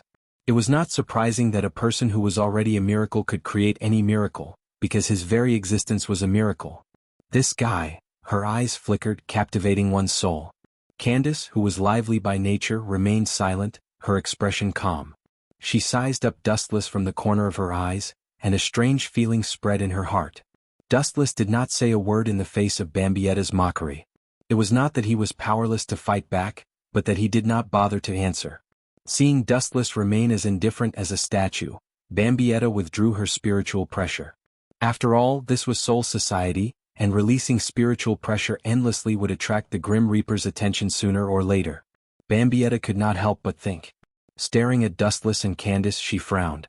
If they fought, she would be the one who would be defeated and captured in the end. A moment later, her eyes lit up, and she suddenly came up with a plan. Since neither of us wants to be caught by the Grim Reaper, why don't we fight in a more interesting way? Bambietta withdrew her flames and put on an elegant smile with a hint of complacency and cunning. Candace remained silent and looked at Dustless. The night is long and I have nothing to do. Tell me what you want to do. I hope you won't break the contract because you can't afford to lose. Dustless glanced at Bambietta indifferently and put his hands back into his sleeves. No wonder you are in cahoots with Candace. You are indeed straightforward. Bambietta looked at Dustless in surprise and had a whole new level of respect for this Grim Reaper. Dustless and Candace clearly had the upper hand in a 2v1 situation, but Dustless was willing to give up the advantage. He was indeed broad-minded. However, the next sentence made Bambietta lose all her good feelings. Just treat it as playing house with a kid who hasn't grown up yet. Hurry up, I still have things to do. Dustless frowned and said impatiently, Brat, you will definitely pay the price. Bambietta clenched her fists and gritted her teeth. Soon after, she sneered, Did you just say that you can kill me in the blink of an eye? Let's use this as a bet. If you can really do it, I'm willing to be your servant. What if I can't do it? Dustless asked curiously while rubbing his chin. Then the two of you will be slaves. Bambietta replied with a cold laugh. This is not fair. Candace stood up and objected. Her beautiful eyes were gloomy. If Wuchen won, Bambietta would become his slave and she would get nothing. On the other hand, if Wuchen lost, she would suffer together with Wuchen. No problem. Dustless raised his eyelids and said indifferently.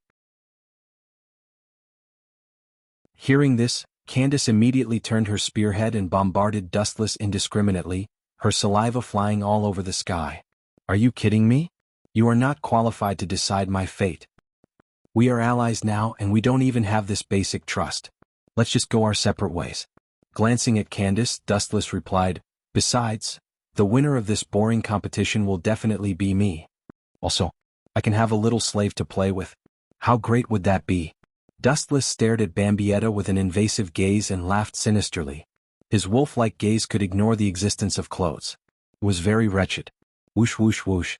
The spirit seed arrow immediately pierced through Dustless, but it was still useless and he recovered in the blink of an eye.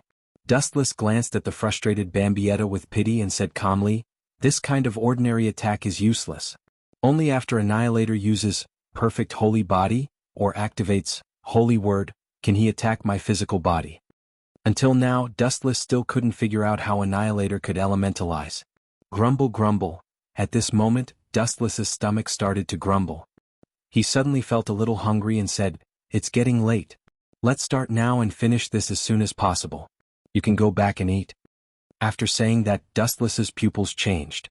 The demonic and mysterious Eternal Mangekyo Sharingan appeared. The Berserk Eye power made one's soul tremble. If one was stared at by that eye, one's soul would be lost. Grumble. The two girls looked at the mysterious and noble Eternal Mangekyo Sharingan in a daze. For some reason they suddenly felt a sense of insignificance, especially Bambietta. She suddenly felt a little regretful and felt that she had been tricked.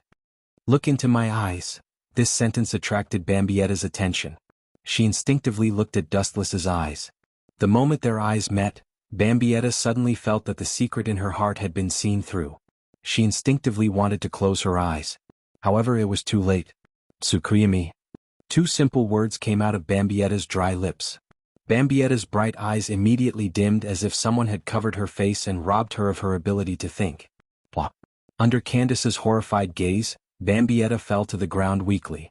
Candace's eyes locked onto Dustless. She was shocked to find that he didn't move at all. He didn't even blink. In his eyes, there was only an insignificant ripple like water.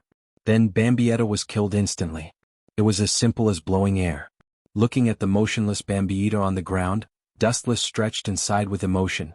From now on, there is one less beautiful girl in the world, and one more personal maid who is a slave or a servant.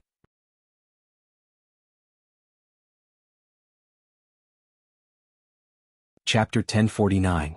At this moment in the world of Tsukuyami, Bambietta, who had just arrived, was complaining incessantly. Dustless didn't torture her but just threw her into a dead world alone. There was no need to waste too much time. He could just wait for her spirit to collapse on its own.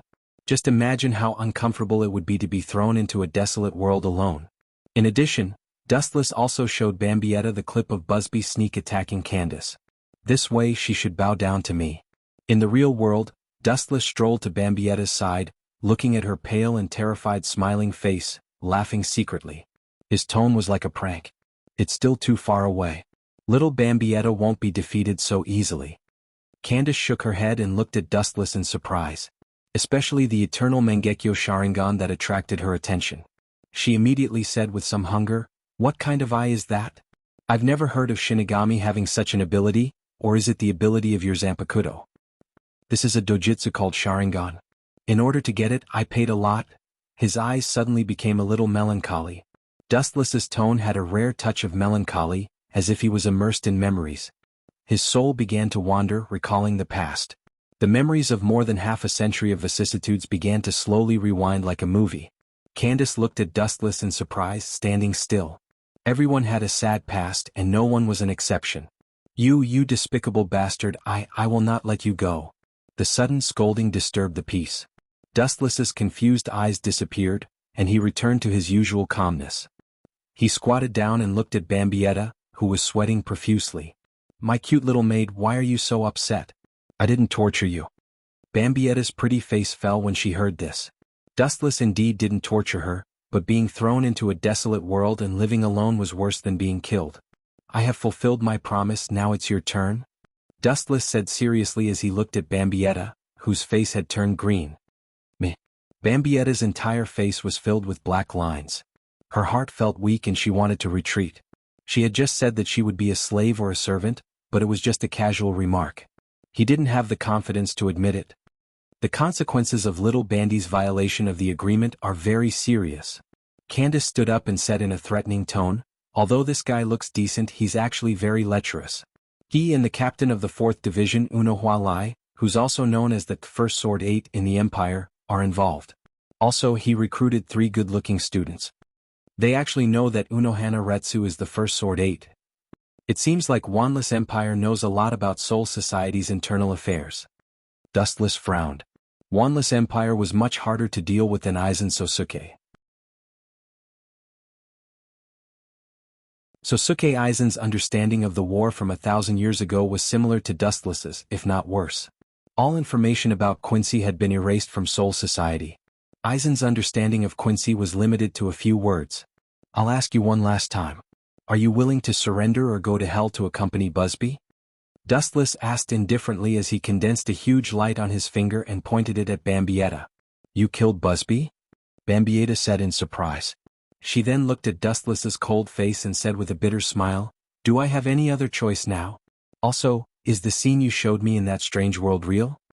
Dustless nodded and pointed at Candace. If you don't believe me, you can ask the person involved. The image he was referring to was probably the one where Busby sneak attacked Candace. About an hour later, Bambietta could barely stand up. Her hostility towards Dustless and Candace had lessened a lot. Jugram and Yawach, those two despicable B***stards. To think that we trusted them so much. How dare they treat us like dispensable chess pieces.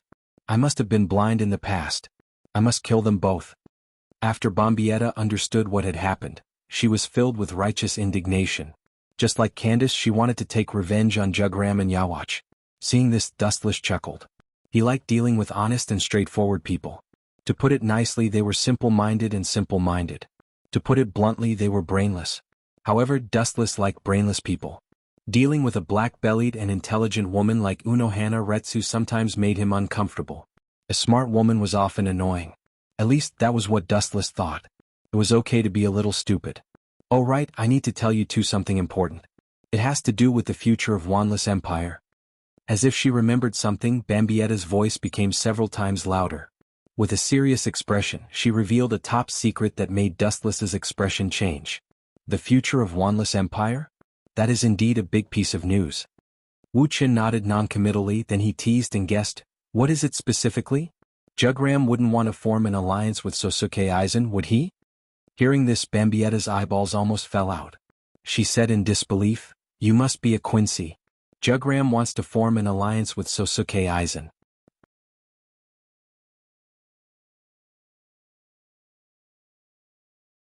Chapter 1050.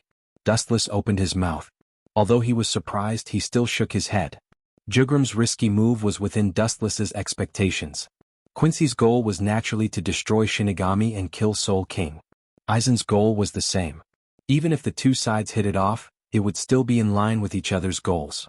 After all, Shinigami was their enemy. But I don't think Aizen will cooperate with Jugram. After a while, Dustless confirmed. Although it was just his personal guess, he was very certain. Indeed, Wanless Empire's internal affairs say that Aizen is an ambitious man who wants to become a god. The chances of him lowering himself and submitting to Quincy are zero. Candace chimed in. Dustless looked at the two and asked curiously, Then what's your empire's evaluation of me? No matter how bad I am, I'm still better than my predecessor East Sendai, right? Hearing this, Candace and Bambietta looked at each other with a hint of ridicule in their eyes.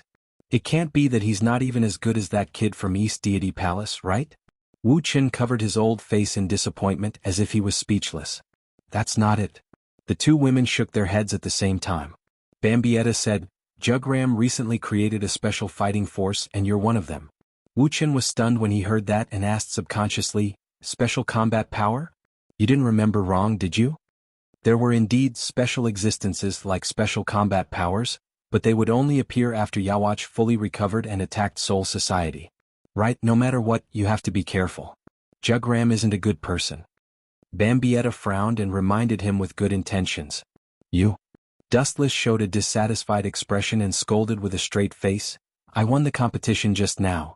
Didn't I say that you're not allowed to talk about you? You have to call me young master. Bambietta's delicate face was full of confusion. She couldn't even call Dustless Lord. She had to call him young master. This seemingly trivial matter was very important to Dustless. He was even narrow-minded and couldn't be changed. Speaking of which, thinking of the great void ajuchas that invaded Huecomundo, Dustless asked, Soul Society invaded a great void with the ability to kill Quincy. You killed it? The two asked in unison with nervousness. Dustless nodded. The Mantis Great Void was indeed killed by him, cut into pieces by Hado 90. That's bad. The memories and soul of the Great Void you killed will all fall into Yawach's hands in the end, Bambietta said solemnly. This meant that Yawach would know the moves and characteristics of Wuchen when he woke up in the future. No. You're mistaken about one thing. Seeing that the two of them had misunderstood, Dustless immediately corrected them. I don't care about that. I don't even know how many abilities and moves I have. What I care about is that since voids can obtain the ability to kill Quincy, the Grim Reaper should be able to do the same. Looking at Candace and Bambietta expectantly, Dustless's face was full of hope. If possible, he very much wanted to seize Yawach's ability. Theoretically, it should be possible, but we don't know the specifics. The abilities of the Sternritter Regiment are all given by Yawach. Candace instantly understood Dustless's intention. He was probably aiming for Yawach's abnormal ability. But I advise you, young master, you should stop dreaming. Seeing Dustless staring at her gloomily, Bambietta's expression stiffened. She quickly changed her words and said unwillingly, although I don't know how strong Yawach is, those who have seen how terrifying he is are all afraid of him. Bambietta said in a trembling voice. Her tone was also full of fear and dread because the name Yawach was to some extent a god. Forget it. Go back. If you come out late, Jugram, who is naturally suspicious, will inevitably be suspicious. With a heartwarming smile, Dustless ordered them to leave. This guy is not bad. Bambietta secretly glanced at Dustless and muttered in her heart. Although Dustless sometimes looked sloppy and had a cynical attitude toward everything, she could feel that Dustless was not a cold-blooded person like Jugram. Especially when she was quite close to Dustless just now, Bambietta felt that he was warm. At least he had body temperature. The night sky of Soul Society was full of stars, and the scenery was very charming. As night fell, Dustless walked alone to the 7th Division. He thought that when he returned to the division, he would be greeted with good wine and delicious food. Who would have thought that the entire captain's office was filled with the strong smell of alcohol, and the pungent smell made people retreat. A soldier's drunken, a general's drunken? The saying is true. Opening the door of the captain's office, Dustless stepped in. The first thing he saw was Hinamori, Wuxia, and Matsumoto Ranjiku. They were all drunk and completely unconscious. Forget it. I'm in a good mood today. I'll let you go. Picking up the blanket on the sofa and covering them, Dustless turned around and left. Tiredness spread all over his body, and he had to find a suitable place to rest. However, God often likes to play tricks on people. Sometimes, the more tired you are and the more you want to sleep, the more troublesome it is.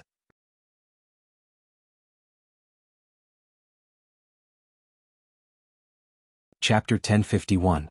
In the dark, a young man's silhouette could be clearly seen. He was thin and had silver hair. A cold wind blew, making his captain's Haori dance in the wind. The word 6 could be clearly seen. Captain Ikemaru Jin, why are you here so late at night? Dustless pretended to be surprised. In fact, he knew that Ikemaru Jin would come looking for Matsumoto Renanju because Matsumoto Jin's childhood sweetheart was Renanju. At this moment, Ikemaru Jin's expression wasn't as sly as before. But his mouth was still raised and his eyes were narrowed. His smile wasn't as playful as before. Instead, it was like a hunter sizing up his prey. But now, Ikemaru Jin was smiling coldly. Dustless took Matsumoto Renanju behind his back. It wasn't hard to guess what Ikemaru Jin was thinking. I also have nothing to do. During this period, I heard that Captain Wu Qin found a few talented female students, so I wanted to pay my respects to them in advance. Ikemaru Jin said calmly. There's a problem. Dustless raised his eyebrows. He immediately noticed Ikemaru Jin's strange behavior. Although he hadn't offended Aizen, both sides were secretly fighting each other. Sorry, Captain Ikemaru Jin might be disappointed. They are already asleep. Dustless directly refused. Dustless felt that Ikemaru Jin wasn't that simple.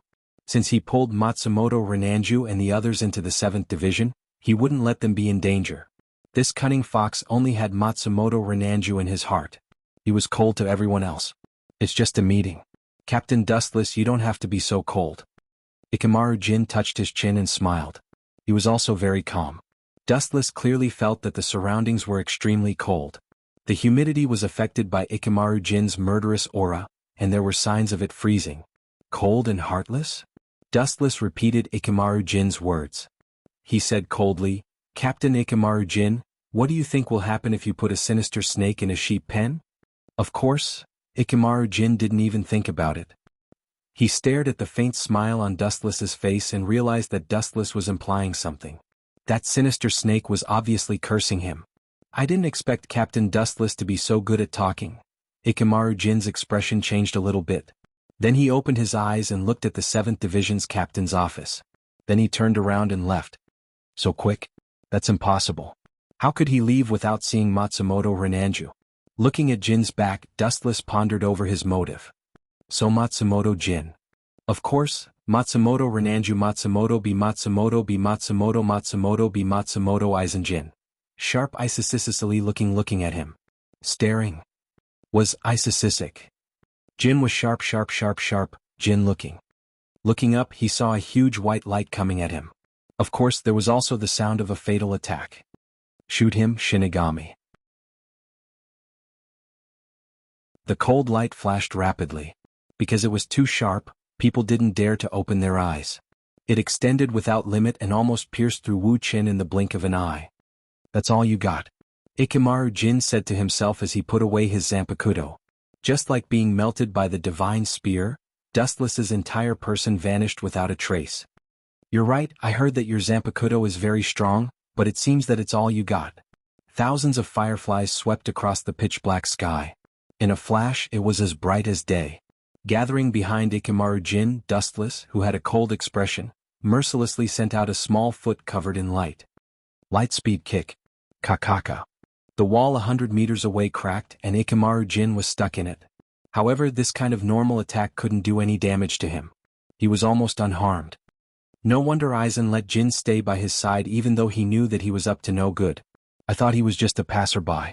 Now it seems that I was wrong. As soon as he said that, another powerful attack came. Since it was Ikemaru Jin who attacked first, Dustless didn't hold back.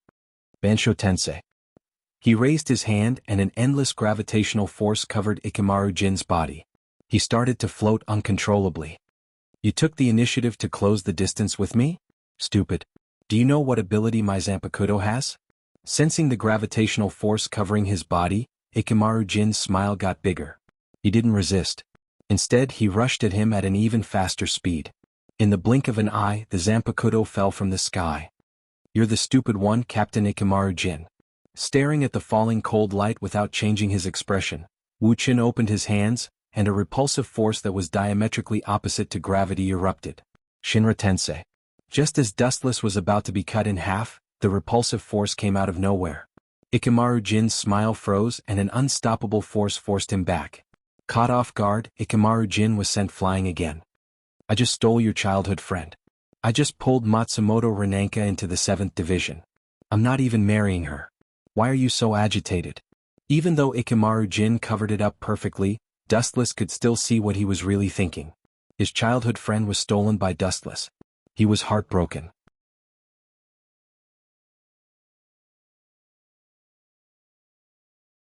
Chapter 1052. Dustless scolded Jin for being so narrow-minded. I just stole your childhood sweetheart. I didn't kill your parents. Why are you acting like you hate me so much? Leave if you know what's good for you. I can treat it as if nothing happened. There won't be anyone gossiping at the head captain's place. Wu Qin assured. Jin stood up, his eyes didn't waver. Obviously he didn't care about Dustless's words. This kid is willing to do anything for Matsumoto Ranjiku. I remember that he was lurking around Sosuke Aizen to avenge Matsumoto Ranjiku. Dustless said with a hint of admiration. Leave? I'm not the kind of person who knows what's good for him. Ikemaru Jin refused without hesitation as he raised his Zanpakuto. Wiping the blood from his mouth, Jin said, beating up a captain, it's not a small matter to the head captain. To the head captain? Captain Jin, don't you think you're ridiculous? The head captain doesn't have time to deal with this kind of trivial matter. Dustless couldn't help but despise him. When he was about to pounce on Jin, a black shadow blocked his way. His face was very gentle. He had a smile on his face, he was wearing glasses, he looked like a gentleman, and his body exuded a strong scholarly aura. The first impression he gave was that he was elegant, calm. Captain Aizen. What do you want? Dustless glanced at Sosuke Aizen and asked indifferently. In the Godai 13, Dustless hated him the most, and no one would be able to accept this person who was everywhere and thought himself to be the smartest. Two captains dueling at night, this is not in accordance with the rules of Soul Society. Sosuke Aizen touched his eyes and smiled gently. If Dustless didn't know about his dark history, he might have been fooled. Captain Aizen, you should say this to Captain Jin. Pointing at Ikemaru Silver who was holding a dagger in his hand, Wu Qin acted as if it was none of his business. Captain Dustless, you're treating me like an outsider. I just want to meet the members of the 7th Division. Why do you have to stop me? Ikemaru Jin regained his sly smile. His smile was extremely annoying. Sorry, they don't want to see you. After that, Dustless entered the team house without turning around. As for Jin and Sosuke Aizen, he directly ignored them, treating them as air. Waxy Aizen Sosuke raised his head and gave Ikamaru Jin a cryptic look. Ikamaru Jin nodded and attacked. You don't know what's good for you, I don't want to take you seriously. Noticing the dark shadow behind him, Dustless's killing intent rose. An absurd idea suddenly popped up in his mind. He couldn't wait to go back and ravage Matsumoto Ranjiku in various ways. When did I become like this? Dustless shook his head and tried to wake himself up. He didn't know whether to laugh or cry. At the same time, Jin was closing in on Dustless. He was about to chop off Dustless's head. Clang clang clang. At the critical moment, Aizen rushed over and blocked the attack for Dustless and kicked Jin Ikamaru back. Captain Jin, we're colleagues, we can talk things out, there's no need to kill. Sosuke Aizen said with a pained expression. Get out of my way if you don't want to get hurt or else. Jin said coldly. Impossible. Sosuke Aizen said firmly. If you want to hurt Dustless, you'll have to step over my dead body. What are these two idiots doing? Wuchen, who was about to step into the 7th Division, stopped and retracted his footsteps. He put his hands in his wide sleeves and looked at the scene in front of him with interest. Although I know Sosuke Aizen and Jin are doing this on purpose, what's their goal? Dustless sat down casually. He didn't feel sleepy at all. He looked at the strange battle in front of him. Aizen was probably the one who arranged this. Clang clang clang. Without waiting for Dustless to come up with an explanation, Ikamaru Jin and Aizen Sosuke broke out in a fierce battle. Their Zanpakuto collided with each other. Boom boom boom. In the dark night sky, the deafening collision of the Zanpakuto continued, and the sparks from the friction of the Zanpakuto didn't stop. Ikamaru Jin and Aizen Sosuke were sweating profusely. Puchi. After a few breaths, the temporary victor was decided. A bloody wound was left on Aizen Musuk's body, but Jin easily sent him flying with a kick. He was pushed back 100 meters. Captain Jin, you're very strong. It seems that I can't defeat you without using my Zanpakuto. Sosuke Aizen raised his Zanpakuto. No wonder Jin provoked me and Aizen took the opportunity to stop the fight. It turned out to be for this.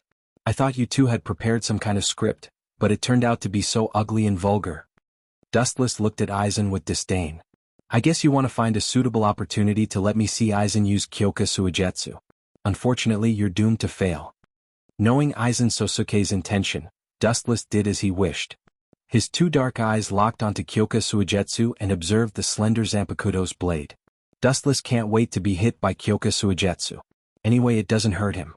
He only needs to use armament haki when fighting, and Aizen can also reduce the attention on him. He can even use Kyoka Suigetsu when Aizen is confident.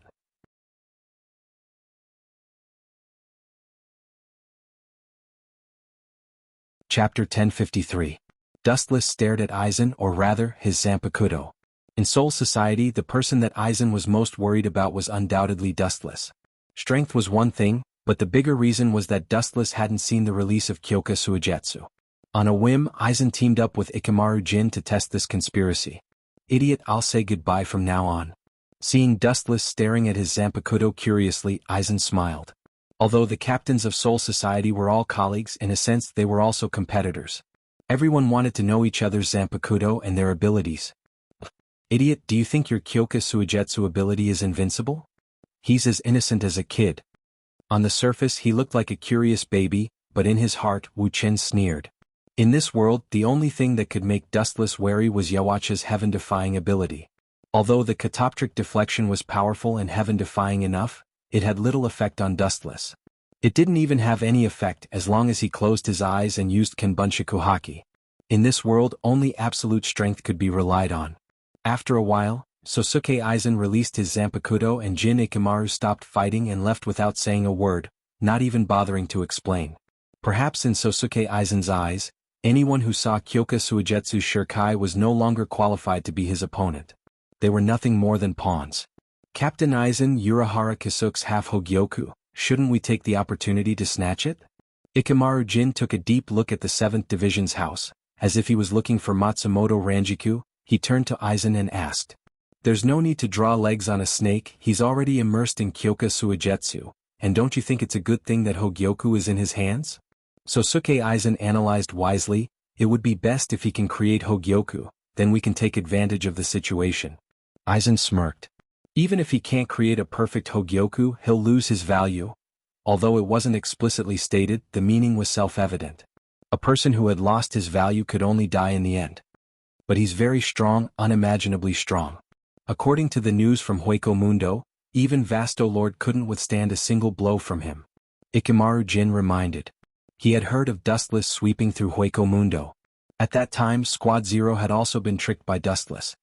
There's no doubt that the man is very strong. If it's a one-on-one fight, I'm not his opponent. I'm afraid the only one in Soul Society who can suppress him is the head captain. Aizen didn't want to give up, but at the same time he admired Dustless.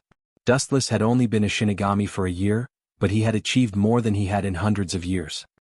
But have you forgotten that the biggest advantage of my mirror's image is not to confuse the enemy? Aizen said proudly and confidently. If a one-on-one fight doesn't work, then I'll use mirror's image to command the power of the entire Soul Society to deal with that man. Although he trusted the ability of mirror's image very much, Aizen liked to be prepared for everything. His success today has a lot to do with his meticulous mind. Who told the idiots of Godii 13 to listen to the orders of Central 46? It's a pity that such a good chess piece didn't squeeze out the last bit of its value. Don't you think so, Jin? Yes, Captain Aizen. Idiot. Looking at the disappearing backs of Ikemaru Jin and Aizen, Dustless sneered.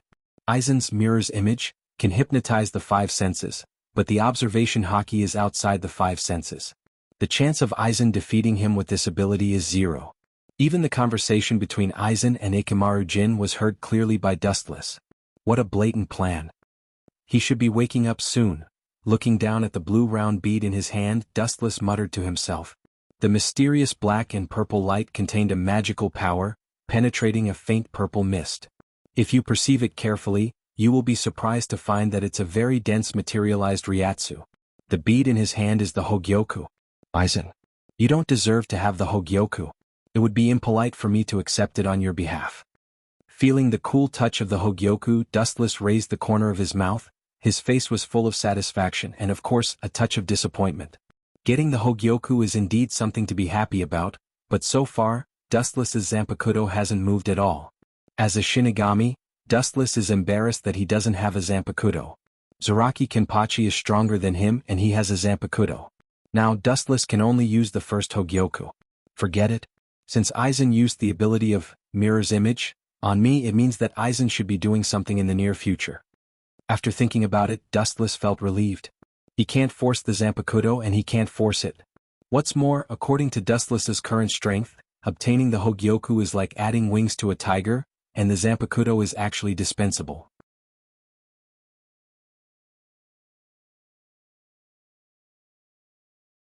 Chapter 1054.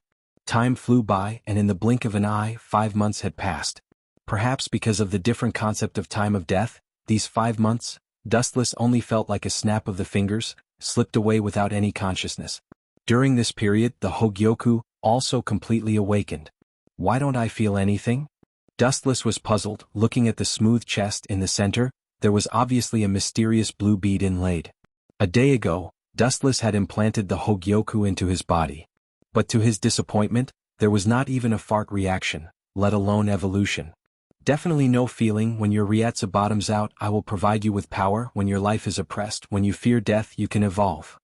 The surface of the Hogyoku flashed a mysterious halo. At this moment, a strange voice suddenly invaded Dustless's mind. Are you the consciousness of the Hogyoku? Hearing this, Dustless was not surprised. The Hogyoku did have its own consciousness, but to his surprise, this clear voice was no different from a 15 or 16-year-old girl, very clear and pleasant. Only by fear of death can I evolve? Dustless frowned. He may not be able to evolve in this life. There seems to be no one in this world who can make him feel fear. Yes, only when the host is afraid of death and wants to get stronger can you evolve. The consciousness of the Hogyoku confirmed. Only by fear can I evolve. This requirement is too difficult. Dustless couldn't help but feel a headache. He can only pin his hope on Habak, hoping that he can bring him fear.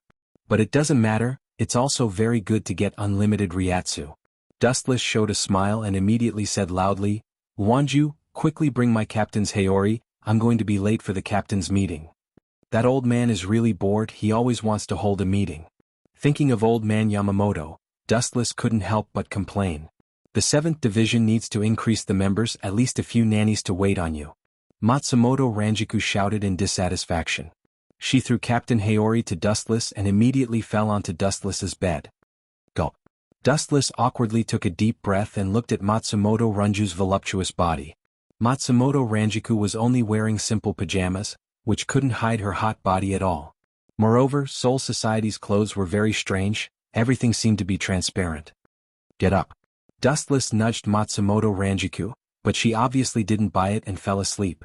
Her body was filled with the smell of alcohol. Apparently, she drank again last night. Seeing this scene, Dustless was particularly depressed. Hinamori and Rukia were really good, doing things in an orderly manner. Matsumoto Ranjiku, on the other hand, was nothing but a drunkard. Dustless, however, was that this guy actually wanted him to pay for the drinks. A black butterfly suddenly stopped beside the ship and attracted Dustless's attention. Hell butterfly? Frowning, Dustless quickly put on his clothes and rushed to the 1st Division. In the 1st Division's building, the captains were gathered, and the atmosphere was tense. Captain Ye, give this old man an explanation. The angry rebuke exploded, and everyone looked at the miserable Nye Maori. Because of Aizen's Hogyoku, the souls of the Shinigami kept disappearing in Rukuin Street, and the number of students in the academy decreased greatly. Yamamoto began to blame Mayuri. As the captain of the 12th Division, he was responsible for monitoring Soul Society's every move. Naturally, he blamed Mayuri for the inexplicable disappearance of the souls. It's hard to guard against a thief in the family. This old man is unlucky. With Aizen Sosuke helping him, he won't be able to find out who did it. Looking at Mayuri with pity, Dustless looked at Aizen. There was no need to guess who did it, only one person would do it, Aizen Sosuke. This? Mayuri's face turned black. He wanted to quibble, but he didn't dare to say more. He didn't know who did it, and the head captain would kill him if he spoke nonsense. In desperation, he took out a bunch of useful information, hoping that the head captain would calm down. It seems to be this guy. Mayuri handed the photos to the captains and said with a headache, I don't know what kind of monster this guy is, but he doesn't look like a Shinigami and he doesn't look like a hollow. Anyway, his strength is boundless. I sent people to investigate in secret, but they were all killed by this guy. It turned out to be him. His pupils shrank. Witnessing the voice of the mysterious monster in the photo, Wu Chen's bored eyes flashed a bright light, and his expression was also very surprised. No wonder Mayuri's people were killed, this monster is really strong. Dustless showed an interested expression. He thought that Aizen would need a few years to create the monster in the photos, but now it's out of the blue. The monster in the picture could be called a greater void, but its void hole was blocked and it was wearing a mask. There were 2 bone horns on its forehead, which were extremely sharp. Its entire body was pitch black and it looked very mysterious.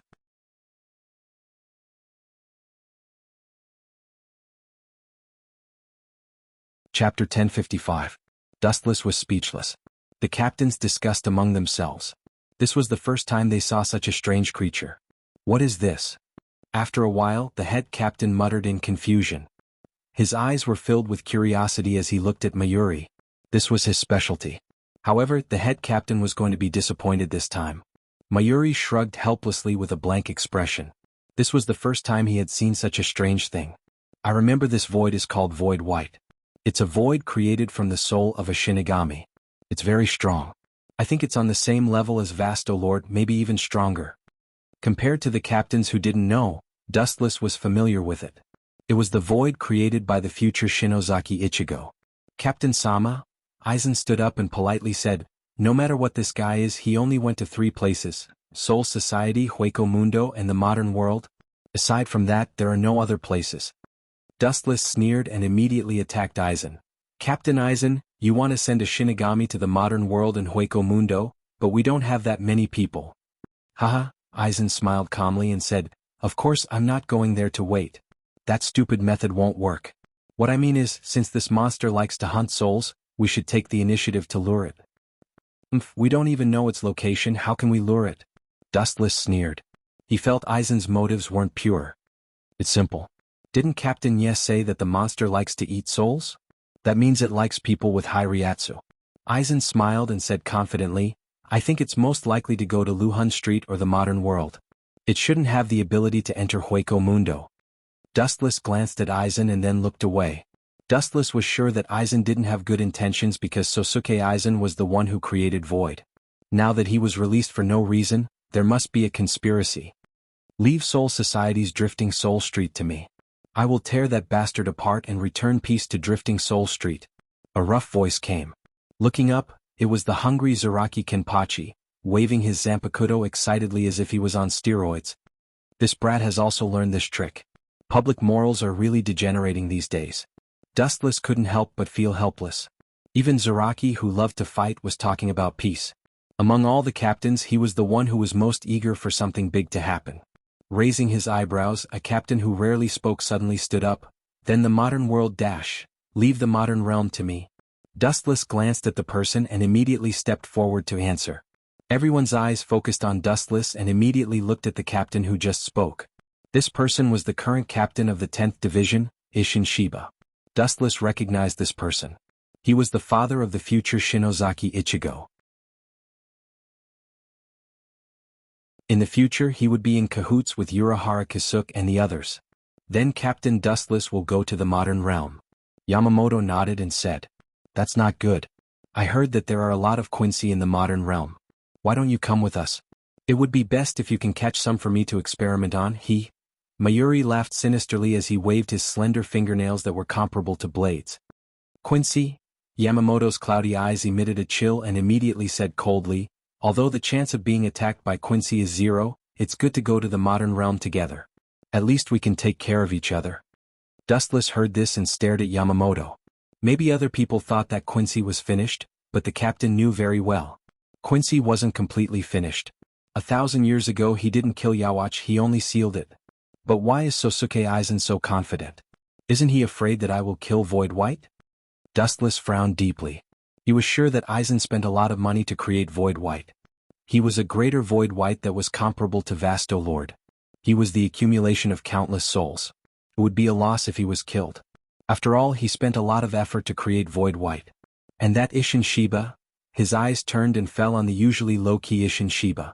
In Dustless's impression, the number of times he spoke could be counted on one hand. But now he chose to take the initiative to attack. It was the opposite of his usual low-key self. "Forget it, let's talk about it in the modern realm." Dustless didn't bother with the things he didn't understand. He just needed to deal with them as they came. There was no need to do anything superfluous. In front of absolute strength, all schemes and tricks were useless. This was the basis of Dustless's confidence. Aizen's schemes wouldn't have any substantial effect. They would only humiliate themselves and become a joke. Even Isshin Shiba was the same. If he had any ulterior motives, he could just kill him as soon as possible. After all, they were in the modern realm. He could push the blame to Hueco Mundo. After about half an hour, the captain's meeting ended. Tomorrow, Dustless and Isshin Shiba would leave Soul Society and go to the modern realm.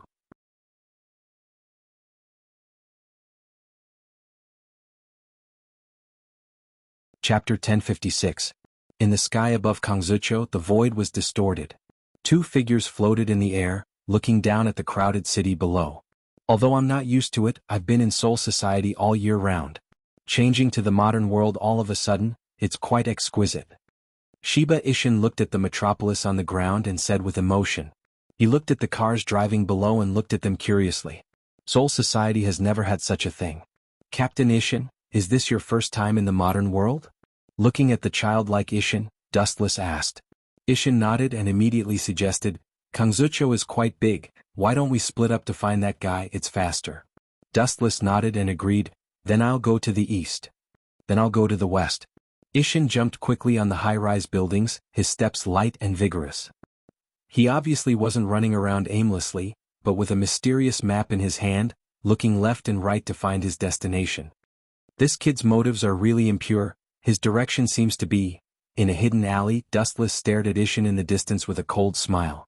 He had already vaguely guessed where Isshin was looking for. No wonder Urahara Kisuke was kicked out of Soul Society and knew so much inside information. I really didn't know that this kid was a spy. After thinking for a while, Dustless followed, his killing intent thickening. If Isshin knew that Dustless had embezzled the Hogyoku, he would definitely report it to the head captain. Awoo! At this time, a hysterical roar mixed with destructive spiritual pressure shook the sky. and the glass on both sides of the street was shattered by the powerful spiritual pressure. This spiritual pressure is not right. The footsteps suddenly sounded. Dustless frowned, keenly aware of the different spiritual pressure between Shinigami and Hollow. Whoosh whoosh whoosh. A black shadow cut through the sky, surrounded by flames. It was Ishin. Let's go and see what you can do. With a thought, Dustless followed. In short, he planned to destroy Ishin or at least banish him forever. Just like Urahara Kisuke. Void White doesn't seem to be an opponent of Ishin Shiba. Suddenly remembering Void White's strength, Dustless couldn't help but worry. Although Void's strength was comparable to Vasto Lord, he was still killed by Ishin in the end. This time, I'll reluctantly help Aizen Sosuke and use Haku's hand to kill Ishin. In the alley, staring at the figure in front of him, Dustless's chakra began to surge as he focused on Ishin Shiba. Tao Breaker 90, Black Coffin.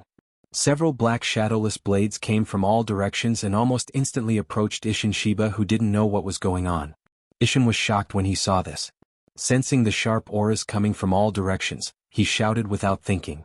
Binding Tao number 73, Mountain Toppling Crystal. A transparent triangular defensive formation instantly appeared and protected Ishin. Even though he managed to counterattack immediately, the Tao Breaker 90's attack was still difficult to block. After a brief stalemate, the Black Coffin's attack tore through his defenses.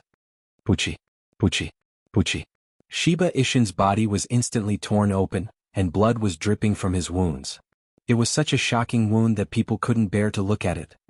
Who did this? Come out for me. Enduring the unprecedented pain, Ishin unleashed his violent Ryatsu, destroying all the buildings within a radius of 100 meters, turning it into a plain visible at a glance. Even with such a heavy injury, he's still alive and kicking. His strength is probably beyond the captain level. But if you encounter Void White, you should be dead for sure. Dustless, who had already escaped, chuckled and used the Tensigan's power to clearly capture Ishin's roar, and his Ryatsu also began to rampage. Ishin's reckless release of Ryatsu will only attract Void White's attention. That's a student? When Dustless was about to watch a good show, an unexpected figure appeared in front of him. The newcomer was obviously a girl, with golden curly hair that fell to her waist like a waterfall. Her facial features were exquisite, as if they were the work of the gods. Her skin was as delicate as snow in winter. Her watery eyes were very lively, and there were obvious sweat stains on her face. What caught Dustless's attention the most was that she was holding a crystal bow in her hand. It's actually a Quincy? And what's with that face? Feels like déjà vu. Strange. Dustless scratched his head. He only knew two female Quincy, one was Bambiita and the other was Candace, but he obviously didn't know this beautiful Quincy, but he had a vague impression of her in his mind. Could it be her? After a while, a name that matched the identity of the girl Quincy appeared in his mind: Shinozaki Makoto. Shinozaki Makoto has the strength to fight against the captain, and she will definitely disrupt my plan if she helps Ishin. After pondering for a moment, Dustless rushed over again. Of course it was not to help Ishin. If Void White can't kill Ishin, then Dustless will do it himself.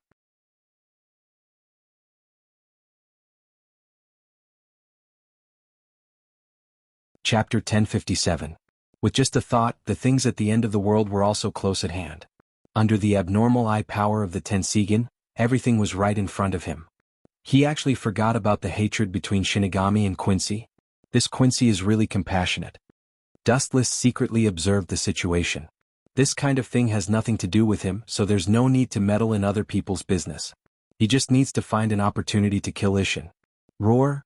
The violent roar came again, accompanied by violent wind and waves. The central area was like an earthquake, and the ground was shaking and cracking, and the cracks were spreading rapidly. 1 meter, 10 meters, 50 meters, 100 meters. The cracks were getting bigger and bigger, and the exaggerated range was about to annihilate the whole world.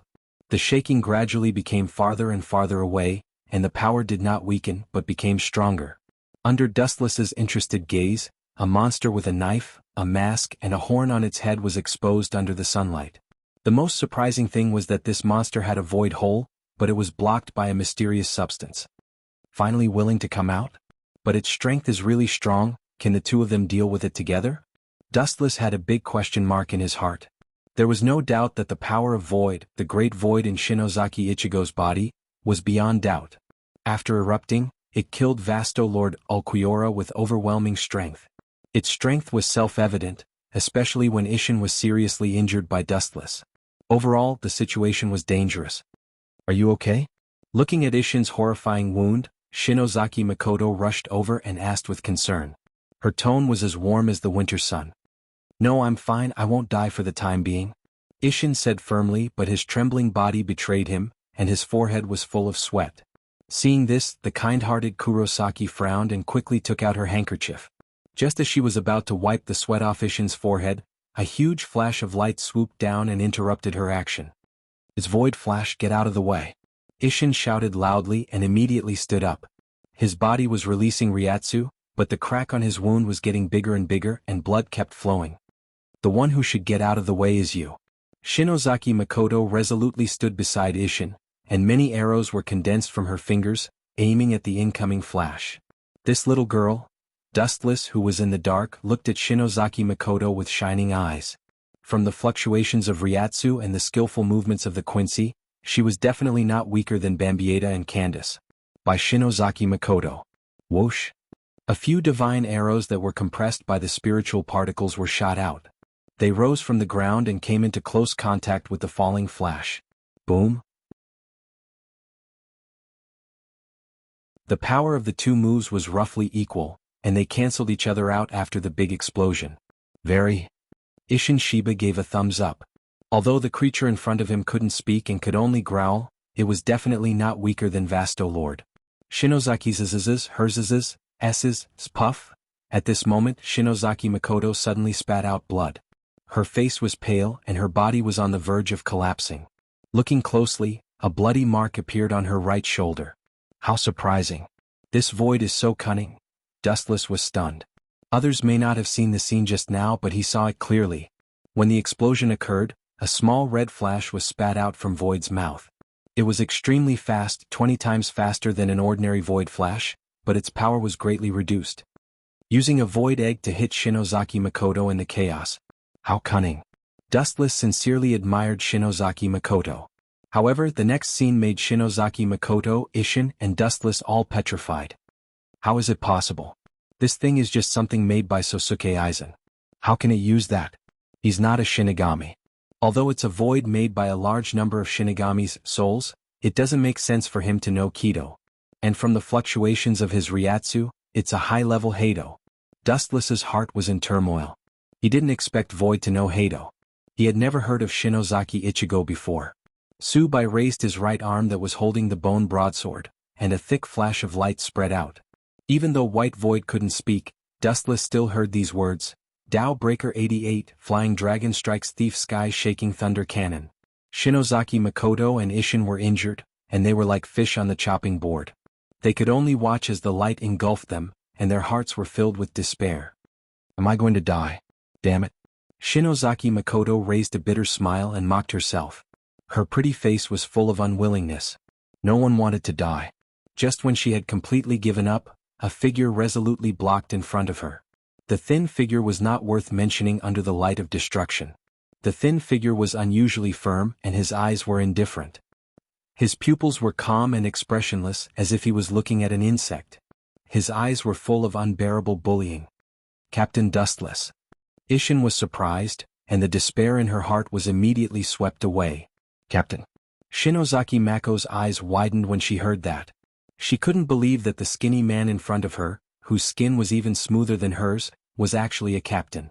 Shinozaki Mako even suspected that Wuchin was shorter than her. But he was a captain. Dustless then raised his thin right arm under Shinozaki Makoto's incredulous gaze. You want to kill with a mere candlelight? Naive. The intimate pair of eyes suddenly widened. At the moment when the light beam fell, Wu Chen's right arm swept out, and the world that could destroy was easily shattered. The sky cleared up again.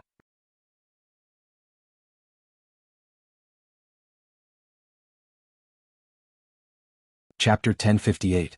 Shinozaki Makoto looked at the light that shattered in an instant with a shocked expression. That thick light beam was extremely fragile in front of Dustless, not even worth mentioning. Dustless raised his hand and scattered it. This guy can actually use Shinigami's Heido. Even Arcana Breaker can't do this. Looking at the palm of his right hand, Dustless felt that strange touch just now. He was sure that it was definitely Hado, not a violent attack like Void Flash. A woo, as if provoked, Void, who was floating in the sky, let out a terrifying roar.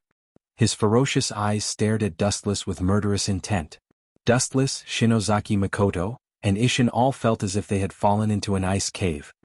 Be careful, he's very powerful, not an ordinary Minos Grande. Seeing that Dustless was indifferent, neither attacking nor defending, Shinozaki Makoto solemnly reminded. Powerful? Maybe. Looking back leisurely, Dustless stared at Shinozaki Makoto's bloody shoulder. His eyes flashed with ridicule as he turned his head and shouted, "Come at me, beast." Hearing this, Shinozaki Makoto's expression changed greatly. She was so depressed that she almost vomited blood. Her words were to tell Dustless not to provoke Void and not to call him a beast. You actually dared to provoke him on purpose. He's a conscious Minos Grande, not an ordinary one. Shinozaki Makoto said cautiously. She was sweating profusely and was very nervous. What are you afraid of? Looking at Shinozaki Makoto's eyes, Dustless said faintly, do you think you can live if you don't provoke him? You're too naive, woman. You don't understand Void. It's impossible to be set free. This guy was sent to kill people. It's the same whether I provoke him or not. No matter what happens in the end, it's a dead end. Dustless said bluntly. Shinozaki Makoto was confused and didn't understand what he meant. He's coming. Seeing that White Void had disappeared, Ishin looked around and said in a deep voice, this guy is very unusual. He is very strong and his Ryatsu is also very strong. Especially his speed. Bang bang bang. Ishin Shiba's voice hasn't fallen yet. He saw Wu Qin casually kick out, and a body suddenly flew out. Ka. White Void was sent flying by Dustless's kick. The powerful force caused him to smash through several buildings, and he fell into the ruins in a sorry state. It was unknown whether he was dead or alive. How is that possible? So fast? Shinozaki Makoto exclaimed in shock. She didn't even see the entire process clearly. She only saw Wu Qin casually kick White Void, causing him to suffer a heavy blow. His body was sent flying 100 meters away. They even took away a few buildings. Death God, let go of Jianghu or I'll kill your companion as well. A cold warning sounded out from the left as a silhouette walked out from the darkness. That person wore spectacles with killing intent in his eyes as he looked at the injured Kurosaki with a sinister expression. Ishida Ryuzo? Ripples appeared in Dustless's calm eyes as he recognized the person in an instant. He was Ishida Yulong's father. All right.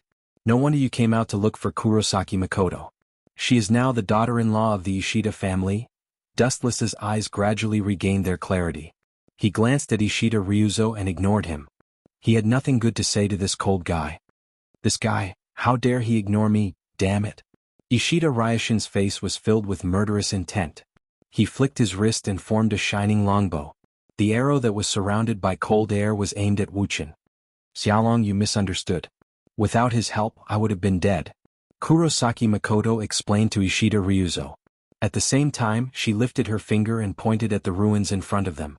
She said in a serious tone, I sensed an unusual greater void and rushed over. But I didn't expect to be ambushed by him. Kurosaki Makoto smiled bitterly. Her tone was filled with unwillingness. If it wasn't for him, I would have stepped into heaven. Ishida Ryuzo did not listen to her. He continued to aim at Dustless and said, the Grim Reapers are all cunning. Don't be fooled by them. Also, after sorting out his thoughts, Ishida Ryuzo continued, the Grim Reapers are all, you have been talking for a long time. I have always wanted to ask you a question. Without waiting for Ishida Ryuzo to finish his sentence, Dustless cut him off and said coldly, your existence is unnecessary. There is no stage for you here. Leave now. I don't want to see your face.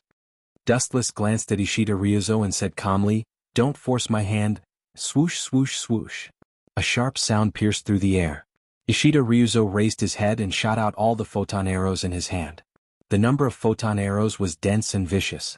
In an instant, Dustless was destroyed. Hundreds of holes appeared on his body. It was a tragic sight. Your strength is average, but your mouth is quite good at bragging. Seeing this, Ishida Ryuzo snorted in disdain. He then took a step forward. However, before his foot could touch the ground, a bolt of lightning descended from the sky and suppressed Ishida Ryuzo. Boom boom boom. The ground shook and a circular crater appeared. Flashes of light gathered and condensed into Dustless's body. His indifferent eyes looked down at Ishida Ryuzo. Dustless's right foot stepped on his face mercilessly. I said before that I don't like to see your face. Since you don't know what's good for you, I can only melt this disgusting face. As soon as his voice fell, a large golden light swept out from Dustless's feet. The temperature was so high that even steel could be easily melted.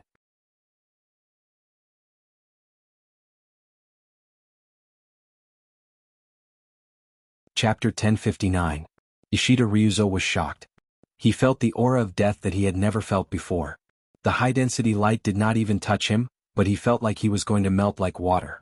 Ishida Ryuzo was sure that if he were to take Dustless's attack in his current state, he would definitely die. Don't touch him, he's one of us. Shinozaki Mako's beautiful eyes widened with anxiety. Although she was disgusted by the marriage arranged by the Ishida family, she couldn't just watch Ishida Ryuzo get killed. After all, she owed the Ishida family a debt of gratitude. One of us. Dustless turned to look at Shinozaki and sneered. He took the initiative to attack me with the Holy Annihilation Arrow. One of us attacking one of us? That's rare. Shinozaki Jinka was stunned when he heard this. He lowered his head silently in surprise. He knows the skill of Quincy. This time, it was Shinozaki's turn to be shocked. She looked at the shining leg that was approaching Ishida Ryuzo and quickly said, "That's a misunderstanding, he's fine." Naive, Dustless glanced at Shinozaki indifferently and said, "Before coming to the modern world, the head captain said that if you encounter a Quincy sneak attack, there is no need to show mercy. Kill without mercy. This kid is the one who started it. Do you think I need to show mercy?" Shinozaki, even if you don't understand the grudge between the Shinigami and Quincy, you should have heard of it. Ishin nodded. First of all, Shinigami and Quincy were hostile forces. Although he felt sorry for Shinozaki Makino, Ishida Ryuzo was the one who attacked first. He deserved to be killed. His hands were in Ishida Ryuzo's hands. No one forced him to do it. But, Shinozaki's expression froze. She moved her lips but closed them again. She looked very helpless. "You're going to suffer if you're so kind." Dustless's voice was unusually light. In short, there was more vitality in it.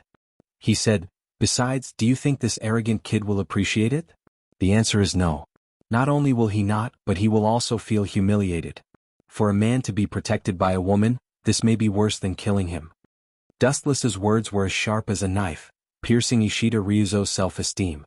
His face, which could be considered handsome, suddenly became extremely distorted. "I hate people like you the most. Others saved you but you don't appreciate it.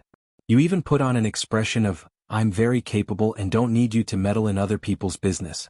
Actually, you're just a piece of trash." With a cold expression, Dustless's right leg landed on Ishida Ryuzo's face.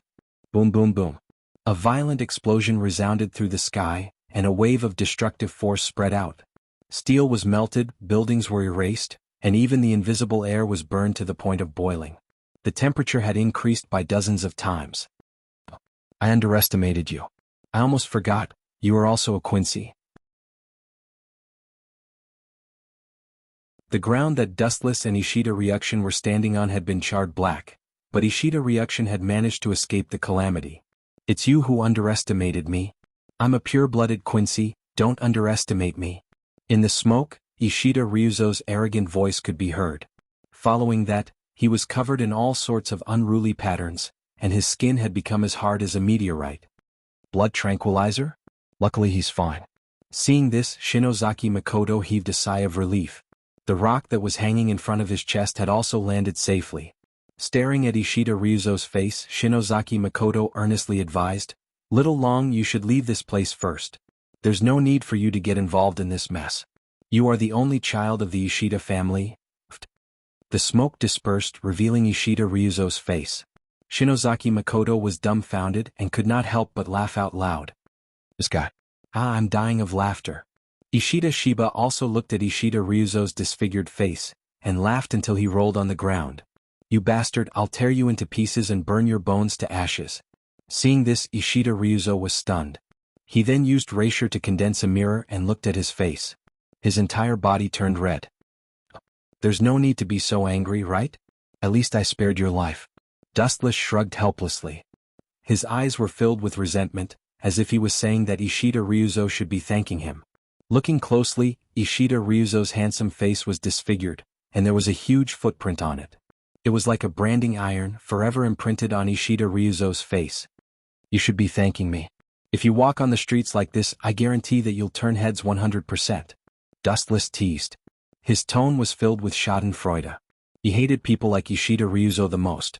Others were kind enough to save you, but you didn't appreciate it and insisted on keeping up appearances. If that was the case, then you should live a pitiful life. You bastard, you must have done it on purpose. Ishida Ryuzo glared at him and his lungs were about to explode. A huge footprint almost covered his entire face.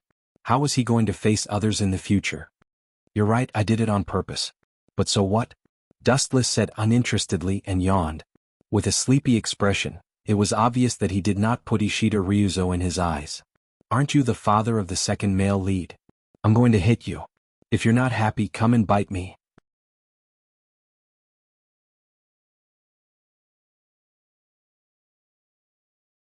Chapter 1060.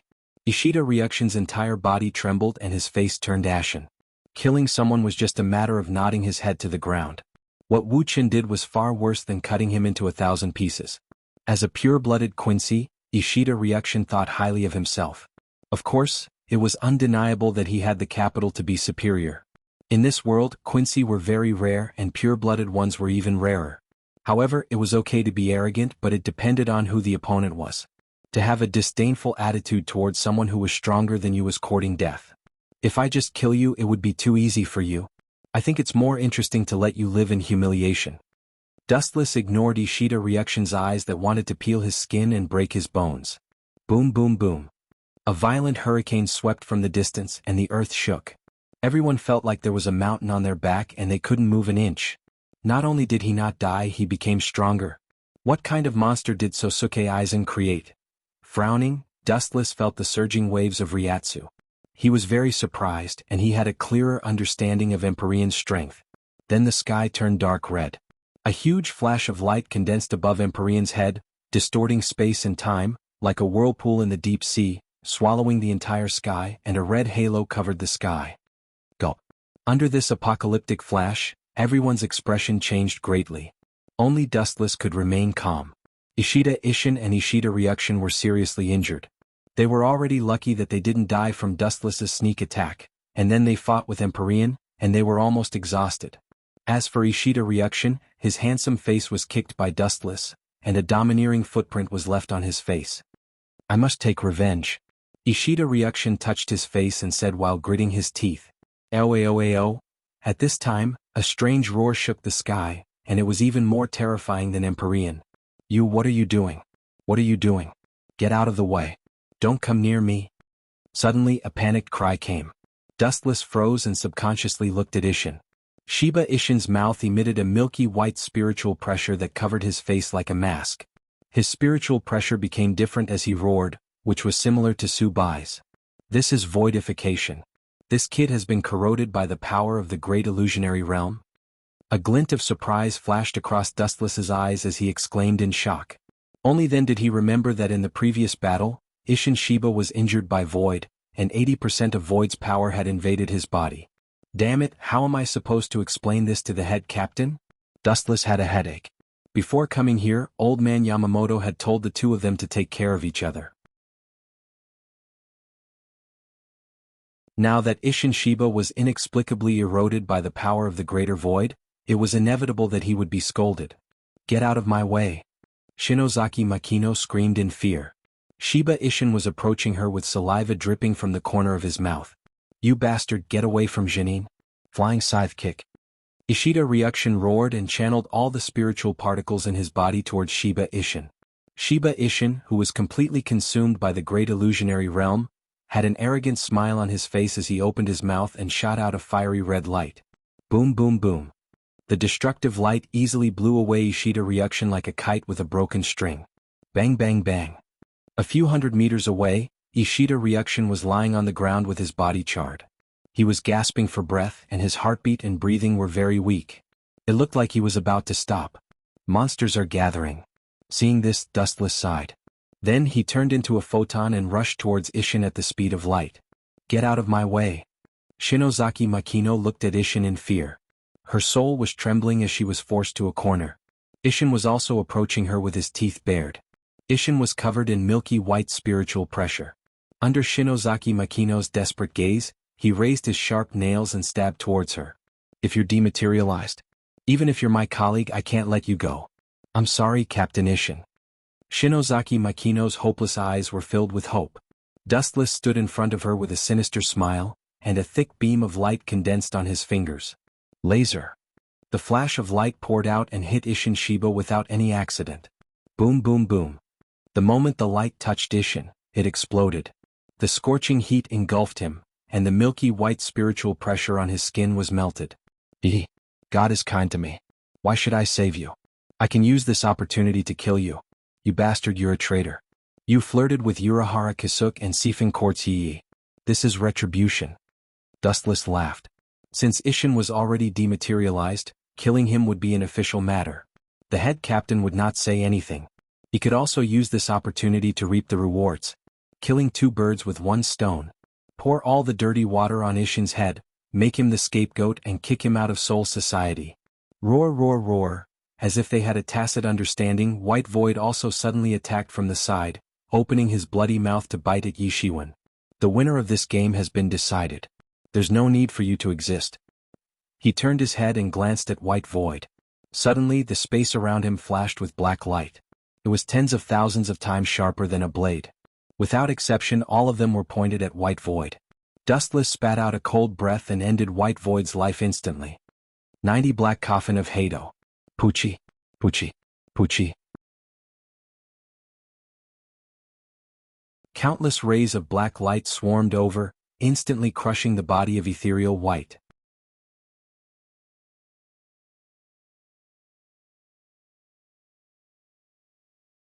Chapter 1061. Number 90's Hado cut through the void.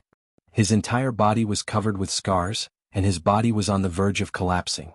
He was bleeding profusely, and the blood vessels in his body could not be stopped. Ow ow ow. All beasts were ferocious and the void was no exception. He was originally a greater void, and was naturally easily angered. Being severely injured by Dustless did not suppress his bloodthirst. Instead he was completely enraged. Roar. The heart-wrenching roar of anger spread, deafening everyone. Their brains were not listening to their commands, and the only thing they could think of was the void's roar. After all, it was created. The nature of the beast did not change. Dustless was unfazed by the roar that was filled with endless killing intent and hatred. The difference between them was too great and there was no comparison at all. They were not even of the same origin. In Dustless's eyes, it was just the unhappiness of a child who was beaten to tears. Ka ka ka. The surrounding void shattered like a mirror, and there was a series of cracking sounds. The sky was swallowed by the red demonic light, and the places that were affected by the light were filled with dead silence. What kind of monster is this guy? He knows Void Flash and he seems to know the Ghost Dao ability of the Grim Reaper. Shinozaki Makoto swallowed his saliva and said in disbelief. He was so shocked that his entire body was trembling slightly. Dustless turned his head and glanced at Shinozaki Makoto. Disappointment flashed through his eyes, and he sighed to himself. What a pity. Her body was also infiltrated by the Void's power. She will die soon. Dustless sighed to himself. A pure-blooded Quincy was extremely rare, and there were not many of them in the world. Most of them were Habaku's lackeys. You are also a tragedy. Dustless suddenly said after a while. What do you mean? Shinozaki Makoto's expression changed slightly. He could sense that Dustless was implying something else. Boom boom boom. At the same time, the void flash that Void White painstakingly created was completed. It turned into a void flash that was the size of a human's head, and the power it emitted was enough to destroy the world. What a terrifying void flash. Feeling the power of void flash, Shinozaki Mako said in fear. He instinctively shrunk his neck and stared at the giant void flash in the sky. Fear flashed in his beautiful eyes. In the end, she's still a woman. No, in the end, she's still just a student. Dustless calmly said as he stared at Shinozaki in her student uniform. It was normal for him to be afraid. After all, this was the first time he had met such an invincible great Void Realm expert, and he even had the ability to control the Grim Reaper. Dustless focused his gaze on the expanding Void Flash. A murderous grin appeared on his face. In order for you to disappear without a trace, show me some of your true abilities.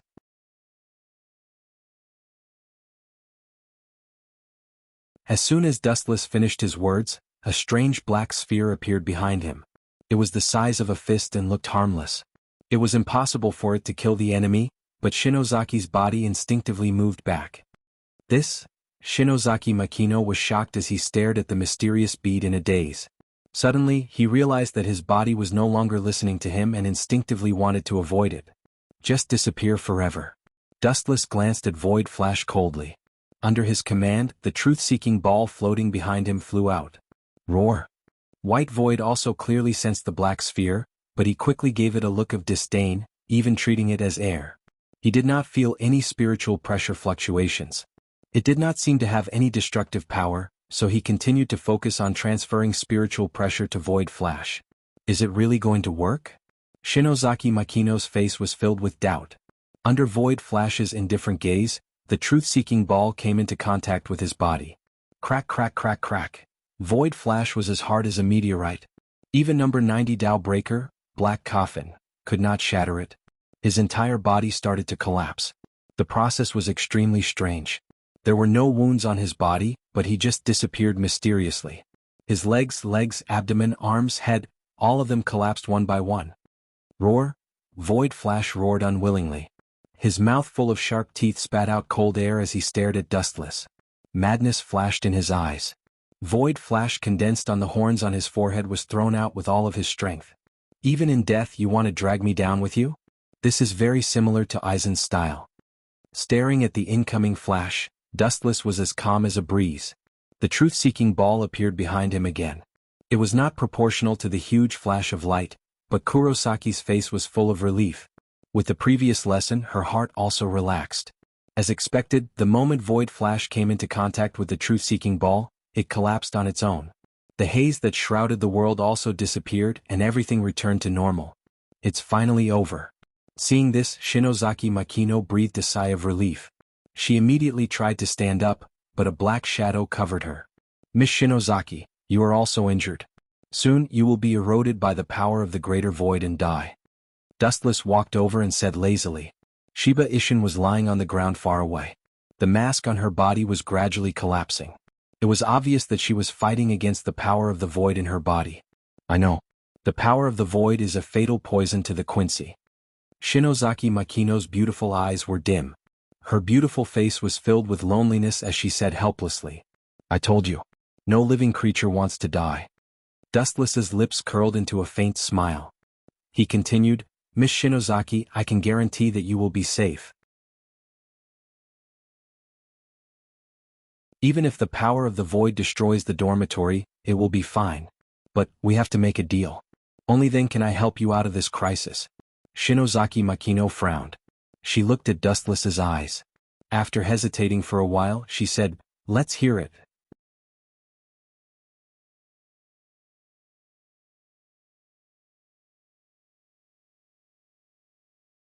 Chapter 1062.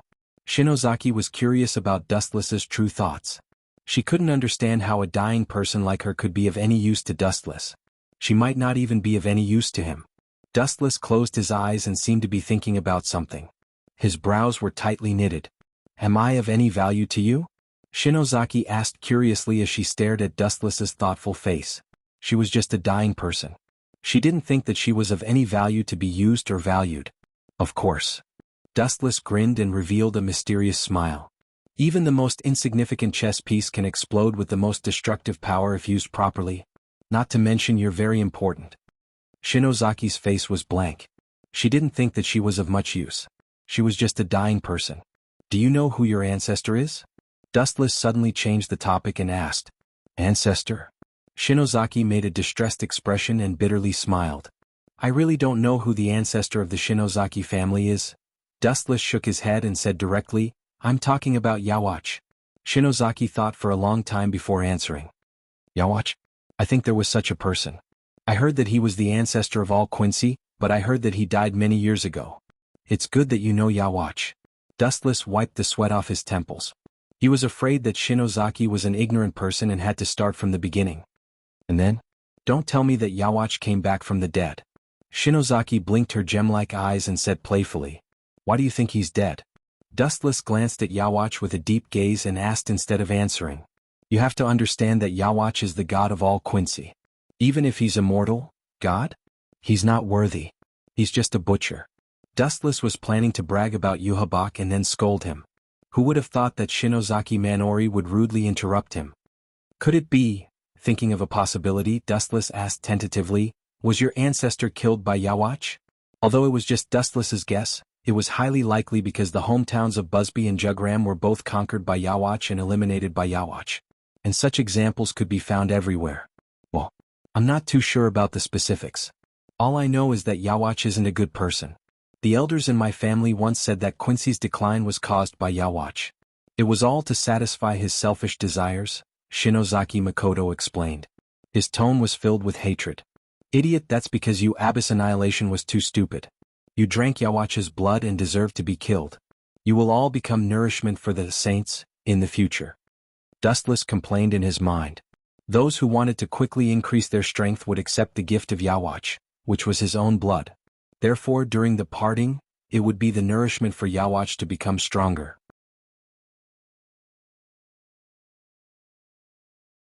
In addition, the souls of those with impure blood would also belong to Yawach after death. We've been talking for a long time. What do you want from me? Shinozaki Makoto reminded Dustless when he saw that Dustless was getting further and further away from the topic. Seeing that Shinozaki Makoto was angered by Yawach, Dustless said, I'm sorry to tell you that Yawach is not dead. It's just sealed. Other than that, the impure blood of Quincy is the nourishment for Yawach's resurrection. You weren't one of them in the past. Now, your blood has been integrated with the power of the void, and your blood is no longer pure. This means that you are also one of the nourishments for Yawach's resurrection. The biggest reason why Shinozaki Makoto would fall in the future was because of Yawach. Impossible. How do you know all this? Shinozaki Makoto denied it immediately. Besides, I've never drunk Yawach's blood. How can I be its nourishment? Dustless glanced at the flustered Shinozaki Makoto and said coldly, you haven't drunk Yawach's blood, but what about your ancestor?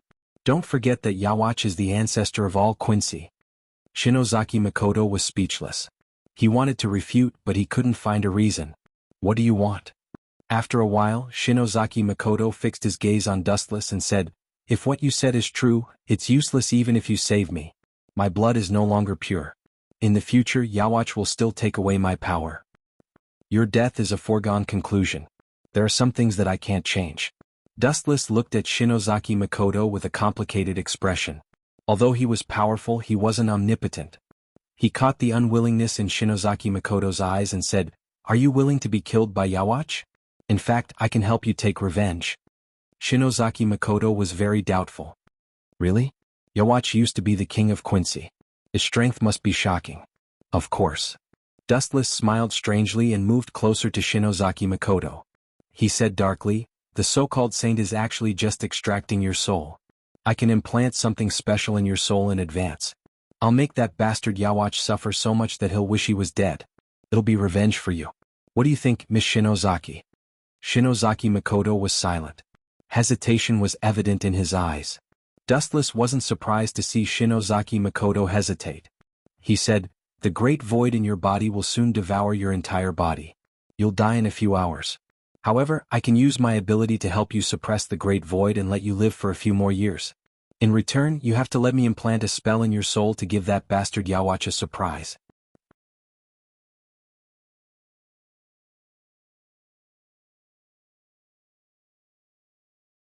Chapter 1063. Shingo Kurosaki was instantly speechless. He didn't know what to say, but he felt that it was awesome. Previously, Wuxia was still trying to talk to her and was very polite. Now that he suddenly called her an old bastard, she didn't come back to her senses for a moment. She had a feeling that she was in the clouds, as if everything that Wuxia did before was just a disguise. What's your choice? Although you may die in the future, you will at least live for a few more years. Wuxia asked. He was sure that Shinozaki Manori would agree. Although this woman was very gentle and her smile was as warm as the sun, there was another side to her personality. She was very strong, but she wouldn't compromise with the curse of fate. Even if she knew that it was a struggle before death, she would never give up. I promise you. Shinozaki replied resolutely. Her fragile appearance was replaced by strength. That's for the best. Dustless gently nodded. Just as he was about to pull Shinozaki away, the the remaining restless spiritual pressure in the atmosphere strangely quieted down, and Dustless's footsteps also stopped. What a surprise, you actually suppressed the great void in your body.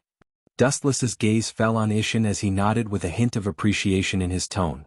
At the same time, he looked at Shinozaki beside him with a strange feeling in his heart. Because of Dustless's intervention, Shinozaki and Ishin were like strangers. Now, it seems that the probability of them becoming husband and wife in the future was reduced to 0. What were you talking about? Who was Yawach? Ishin, who had just woken up, asked.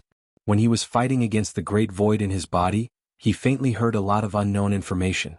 Moreover, what the two said was reasonable and it was obviously not nonsense. You heard it all? Dustless was stunned for a moment before he asked indifferently. His face was covered with frost. The great void's recovery ability is really amazing. Shinozaki has returned to normal in such a short time, and his body is intact. The original sword wound is also healed. Dustless secretly nodded, and the way he looked at Ishin changed. The hunter looked at his prey with sharp and threatening eyes. What do you plan to do? Coming closer to Dustless, Kurosaki Manori spoke in a voice that only the two of them could hear. What if he leaks the news? Speaking up to hear, Shinozaki closed his mouth and waited for Dustless's reply. Hearing this, Dustless's lips curled into a faint smile. His expression was frivolous as he said, Don't worry, there is a type of person in this world who will never speak. Only the dead would be speechless forever. Shinozaki Makoto was intelligent, so he naturally knew what Dustless was trying to do. However, he suddenly regretted it. Looking at Dustless's gloomy face, he felt as if he was asking a tiger for its skin.